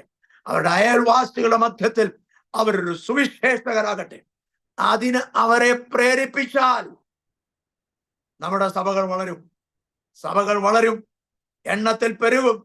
ദൈവം തന്റെ അത്ഭുതത്തിന്റെ പ്രവൃത്തി വെളിപ്പെടുത്തും. എന്നെ കേൾക്കുന്ന എല്ലാ മലയാളികളായ ദൈവമക്കളോടും ഈ സമയത്ത് എനിക്ക് ഓർമ്മിപ്പിക്കാനുള്ളത്, നിങ്ങൾ പ്രാർത്ഥിക്കുക, പ്രവർത്തിക്കുക, നിങ്ങൾ വന്നു ചെയ്യുക സുവിശേഷ വേല. നിങ്ങളുടെ തലമുറകളെ അതിനു വേണ്ടി ഒരുക്കുക. ദൈവഭൃത്തന്മാരെ, നമ്മുടെ സഭകൾ ഒന്നിച്ച് കർത്താവിന്റെ വേല ചെയ്ത് ഈ ഭാരതം യേശുവിനെ അറിയുവാൻ ഇടയാകട്ടെ എന്ന് പ്രാർത്ഥിച്ചുകൊണ്ട് ഞാൻ എൻ്റെ സാക്ഷ്യത്തെ ഇവിടെ നിർത്തുന്നു. ഈ സമയം എനിക്ക് അവസരമൊരുക്കിയ അരോമ ടിവിയോടും കർത്തൃദാസനോടുമുള്ള നന്ദി അറിയിക്കുന്നു. ദൈവം നമ്മേവരെയും അനുഗ്രഹിക്കുകയും ആശീർവദിക്കുകയും ചെയ്യുമാറാകട്ടെ. ആമേൻ, ആമേൻ, ആമേൻ. വളരെ അനുഗ്രഹിക്കപ്പെട്ടതായ ഹൃദയസ്പർശിയായ കർത്താവിൻ്റെ സ്നേഹം, കർത്താവ് നമ്മെ ഏൽപ്പിച്ച മഹാദൗത്യം തുളുമ്പി നിൽക്കുന്ന ആ നിയോഗത്തെ കുറിച്ച് കർത്താവിൻ്റെ ദാസൻ പാസ്റ്റർ തോമസ് മാമൻ അവറുകളിലൂടെ പങ്കുവയ്ക്കപ്പെട്ടപ്പോൾ ഒരുപാട് പുറകിലേക്ക് തിരിഞ്ഞ് ചിന്തിക്കുവാൻ കർത്താവ് കൃപ ചെയ്തു. പാസ്റ്റർ PS സാമുവൽ അവറുകൾ, പ്രിയ വാര്യാപുരം യോനാച്ചായൻ, അതുപോലെ തന്നെ പ്രിയ കൂടൽ കുഞ്ഞിച്ചായൻ, സമകാലികരായ ശക്തന്മാരായ സുവിശേഷാത്മാവുള്ള പ്രവാചകവര്യന്മാരുടെ ആ ഒരു കാലഘട്ടം. അന്ന് ജനത്തിന് ഭയമായിരുന്നു. ആ പ്രിയപ്പെട്ടവരുടെ ഒരു ശുശ്രൂഷയിൽ സംബന്ധിക്കുക എന്ന് പറഞ്ഞാൽ, അല്ലെങ്കിൽ അവർ വരുന്നു എന്ന് കേട്ടുകഴിഞ്ഞാൽ ജനത്തിന് വളരെ ഭയവും അതുപോലെ തന്നെ ആകാംക്ഷയും. അവിടെ ദൈവ സാന്നിധ്യം അവരനുഭവിക്കുക, അവർ മുഖാമുഖം നേരിട്ട് ദൈവശബ്ദമാണ് അവർ കാണുന്നത്, ദൈവശബ്ദമാണ് അവർ കേൾക്കുന്നത്. മോശയോട് ദൈവം സംസാരിച്ചതുപോലെ സംസാരിക്കുന്ന വളരെ ശക്തിയുള്ള, മൂർച്ചയുള്ള ആ ഒരു ശുശ്രൂഷ ഉണ്ടായിരുന്ന ആ ഒരു കാലഘട്ടം. അന്ന് ഈ പ്രിയപ്പെട്ടവരെയൊക്കെ അന്വേഷിച്ച് ധാരാളം പ്രിയപ്പെട്ടവരിങ്ങനെ എപ്പോഴും അവരുടെ ഭവനങ്ങളിലും അതുപോലെ അവരുടെ ശുശ്രൂഷയ്ക്ക് ആഗ്രഹിച്ചും ഒക്കെ പോകുന്നതായ കാര്യങ്ങളെക്കുറിച്ച് ഞാൻ കേട്ടിട്ടുണ്ട്. ആ പ്രിയ കർത്തൃവൃത്യന്മാർ ചെയ്ത, അല്ലെങ്കിൽ അവർ തുടങ്ങി വെച്ച, അല്ലെങ്കിൽ അവർ പൂർത്തീകരിച്ച ആ ശുശ്രൂഷ ഇന്ന് അന്യം നിന്ന് പോയിട്ടില്ല. ഇന്നും ആ ശുശ്രൂഷയുണ്ട്. പക്ഷെങ്കിൽ അത് വേണ്ട വിധത്തിൽ മനസ്സിലാക്കുകയോ അതിനെ പ്രയോജനപ്പെടുത്തുകയോ തിരിച്ചറിയുകയോ ചെയ്യാതെ പോകുന്നു, അല്ലെങ്കിൽ അതിന് ആ കൊടുക്കേണ്ടുന്ന മഹത്വം, അതിൻ്റെ ആ ഒരു മഹാത്മ്യം ജനം കൊടുക്കുന്നില്ല എന്നുള്ളതാണ് അതിൻ്റെ ഒരു കാരണം. എന്നാൽ ആ ശുശ്രൂഷ അന്നുകൊണ്ട് ഇന്നുകൊണ്ട് ശുശ്രൂഷ നിന്നു പോയിട്ടില്ല. കാരണം ദൈവത്തിൻ്റെ പരിശുദ്ധാത്മാവ് ഭൂമിയിലുള്ളിടത്തോളം കാലം ആ ശുശ്രൂഷയുണ്ട്. കർത്താവ് ഏൽപ്പിച്ച ശുശ്രൂഷയാണ്, കർത്താവ് ഏൽപ്പിച്ച ദൗത്യമാണ്. അത് ഇന്നുവരെ പിൻവലിച്ചിട്ടില്ല, അത് ഇന്നും തുടർന്നുകൊണ്ടിരിക്കുക.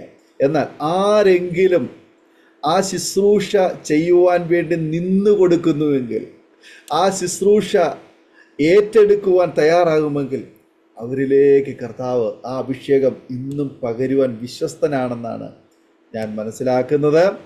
അതുകൊണ്ടാണല്ലോ കർത്താവിൻ്റെ ദാസൻ പാസ്റ്റർ തോമസ് മാമന് ഇന്ന് ഈ ശ്രേഷ്ഠമുള്ള ശുശ്രൂഷ കർത്താവിൻ്റെ ദാസൻ പാസ്റ്റർ PS സാമുവലിന് ശേഷം തുടരുവാൻ തക്കവണ്ണം ദൈവം ആ ദേശത്തേക്ക് നിയോഗിച്ചയച്ചത്. സഹോദരനെക്കുറിച്ച് പറഞ്ഞു, കൊർബയിലെ കർത്താവിൻ്റെ മഹത്വമുള്ള ശുശ്രൂഷ ദൈവകൃത്യനും ചെയ്തുകൊണ്ടിരിക്കുന്നല്ലോ.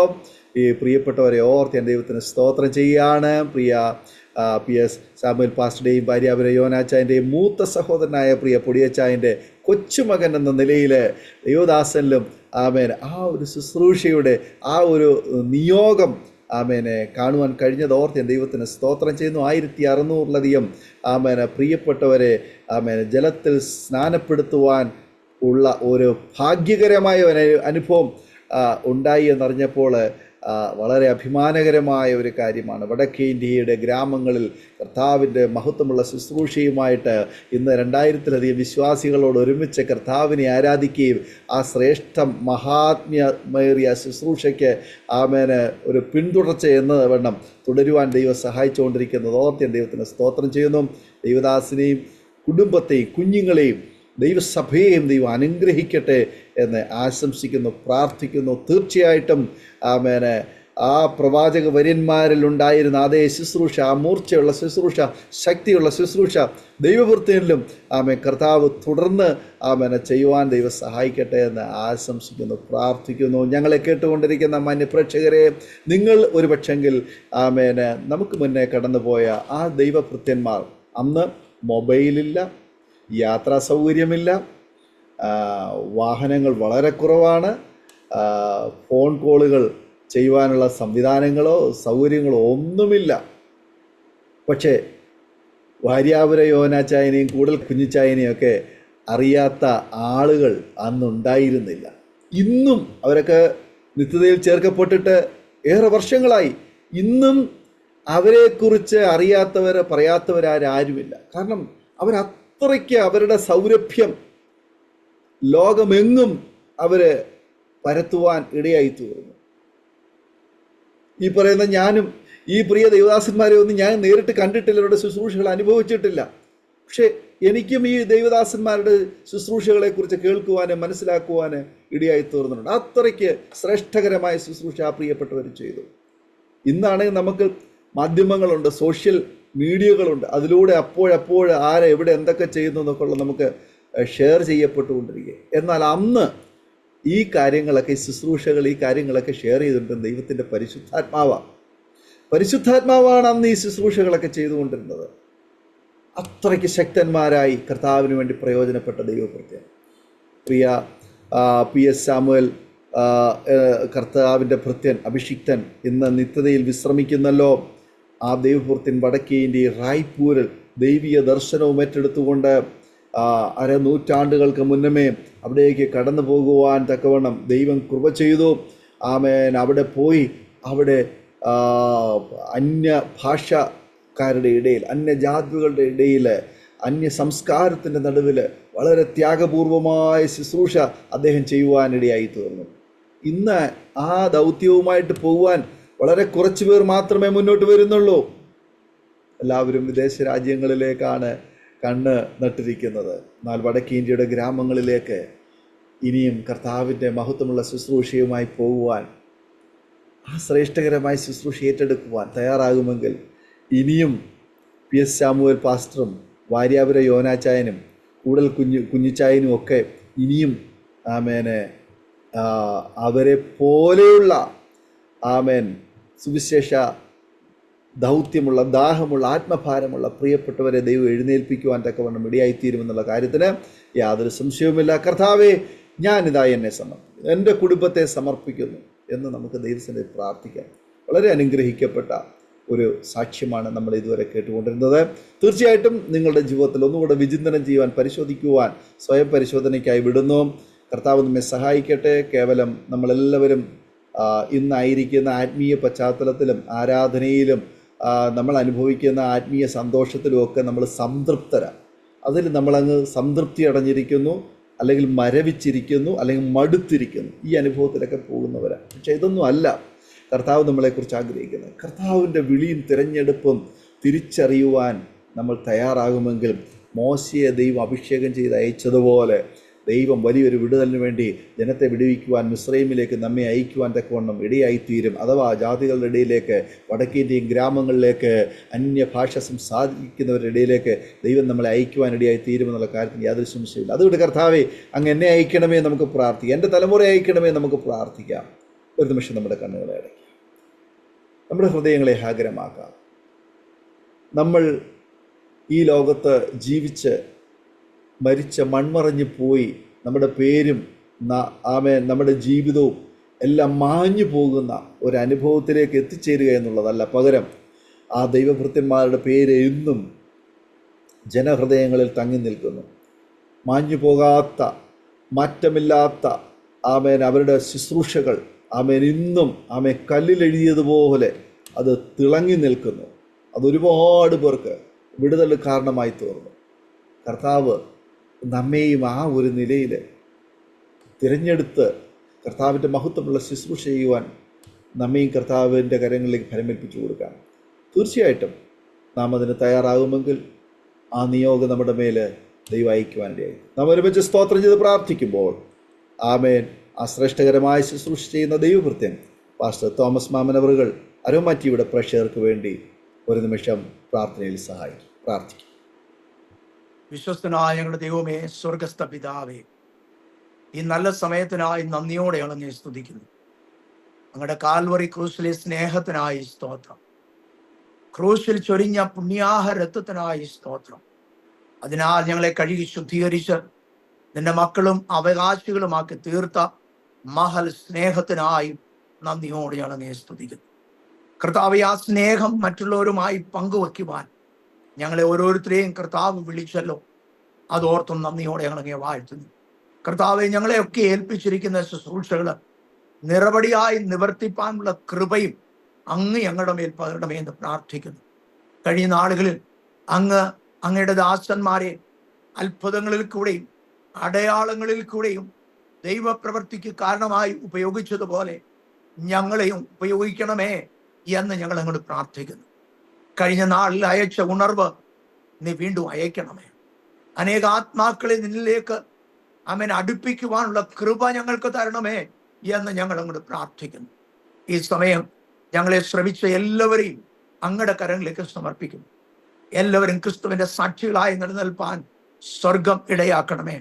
ഇവരുടെ തലമുറകൾ അങ്ങയ്ക്ക് വേണ്ടി ഉപയോഗിക്കുന്ന അഭിഷിക്തന്മാരായി തീരുവാൻ സ്വർഗം ഇടയാക്കണമേ എന്ന് പ്രാർത്ഥിക്കുന്നു.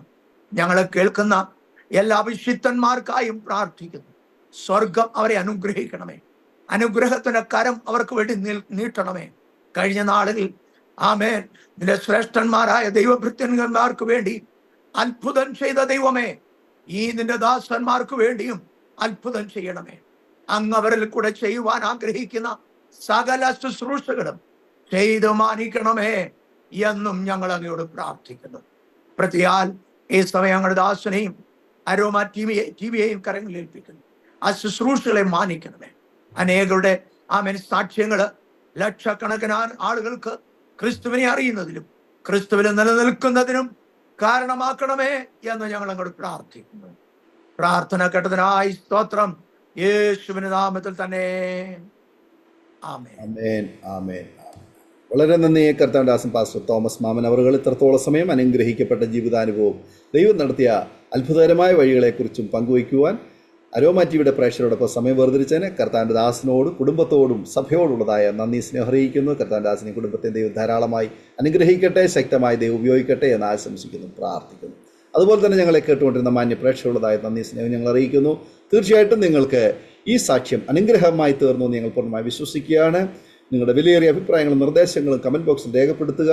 ഈ സാക്ഷ്യം നിങ്ങളുടെ പ്രിയപ്പെട്ടവർക്ക്, സുഹൃത്തുക്കൾക്ക് നിങ്ങൾ ഷെയർ ചെയ്ത് കൊടുക്കൂ. അവരും കേൾക്കട്ടെ, അനുഗ്രഹിക്കട്ടെ. അതിലൂടെ ദൈവനാമം മഹിമപ്പെടുമല്ലോ. നിങ്ങൾക്കൊരു പ്രാർത്ഥനാ വിഷയമുണ്ടെങ്കിൽ ഞങ്ങളുമായി ബന്ധപ്പെടുവാൻ ആഗ്രഹിക്കുന്നെങ്കിൽ സ്ക്രീനിൽ കാണുന്ന വാട്സാപ്പ് നമ്പറിൽ ഞങ്ങൾക്ക് മെസ്സേജുകൾ അയയ്ക്കുക. ഞങ്ങൾ നിങ്ങൾക്കൊണ്ട് പ്രാർത്ഥിക്കാം. അടുത്ത അനുഗ്രഹിക്കപ്പെട്ട സാക്ഷ്യമായി വീണ്ടും കാണുമ്പോഴേക്കും എല്ലാ പ്രിയപ്പെട്ടവർക്കും good bye. God bless you all. ഓർമ്മയുടെ മനോരഥത്തിൽ മായാത്ത ഓർമ്മയ്ക്കായി അരോമ മാട്രിമോണിയിൽ നിന്നും ജീവിത പങ്കാളിയെ കണ്ടെത്തൂ. നിങ്ങൾ ഒരു ക്രിസ്തീയ ജീവിത പങ്കാളിയെ അന്വേഷിക്കുകയാണോ? അതോ മക്കൾക്ക് അനുയോജ്യമായ ഒരു തക്ക തുണയ്ക്ക് വേണ്ടി പ്രാർത്ഥിക്കുന്ന വ്യക്തിയാണോ? എങ്കിൽ അരോമ മാട്രിമോണി നിങ്ങൾക്ക് വേണ്ടിയാണ്. ഇന്നു തന്നെ സൗജന്യമായി രജിസ്റ്റർ ചെയ്യൂ.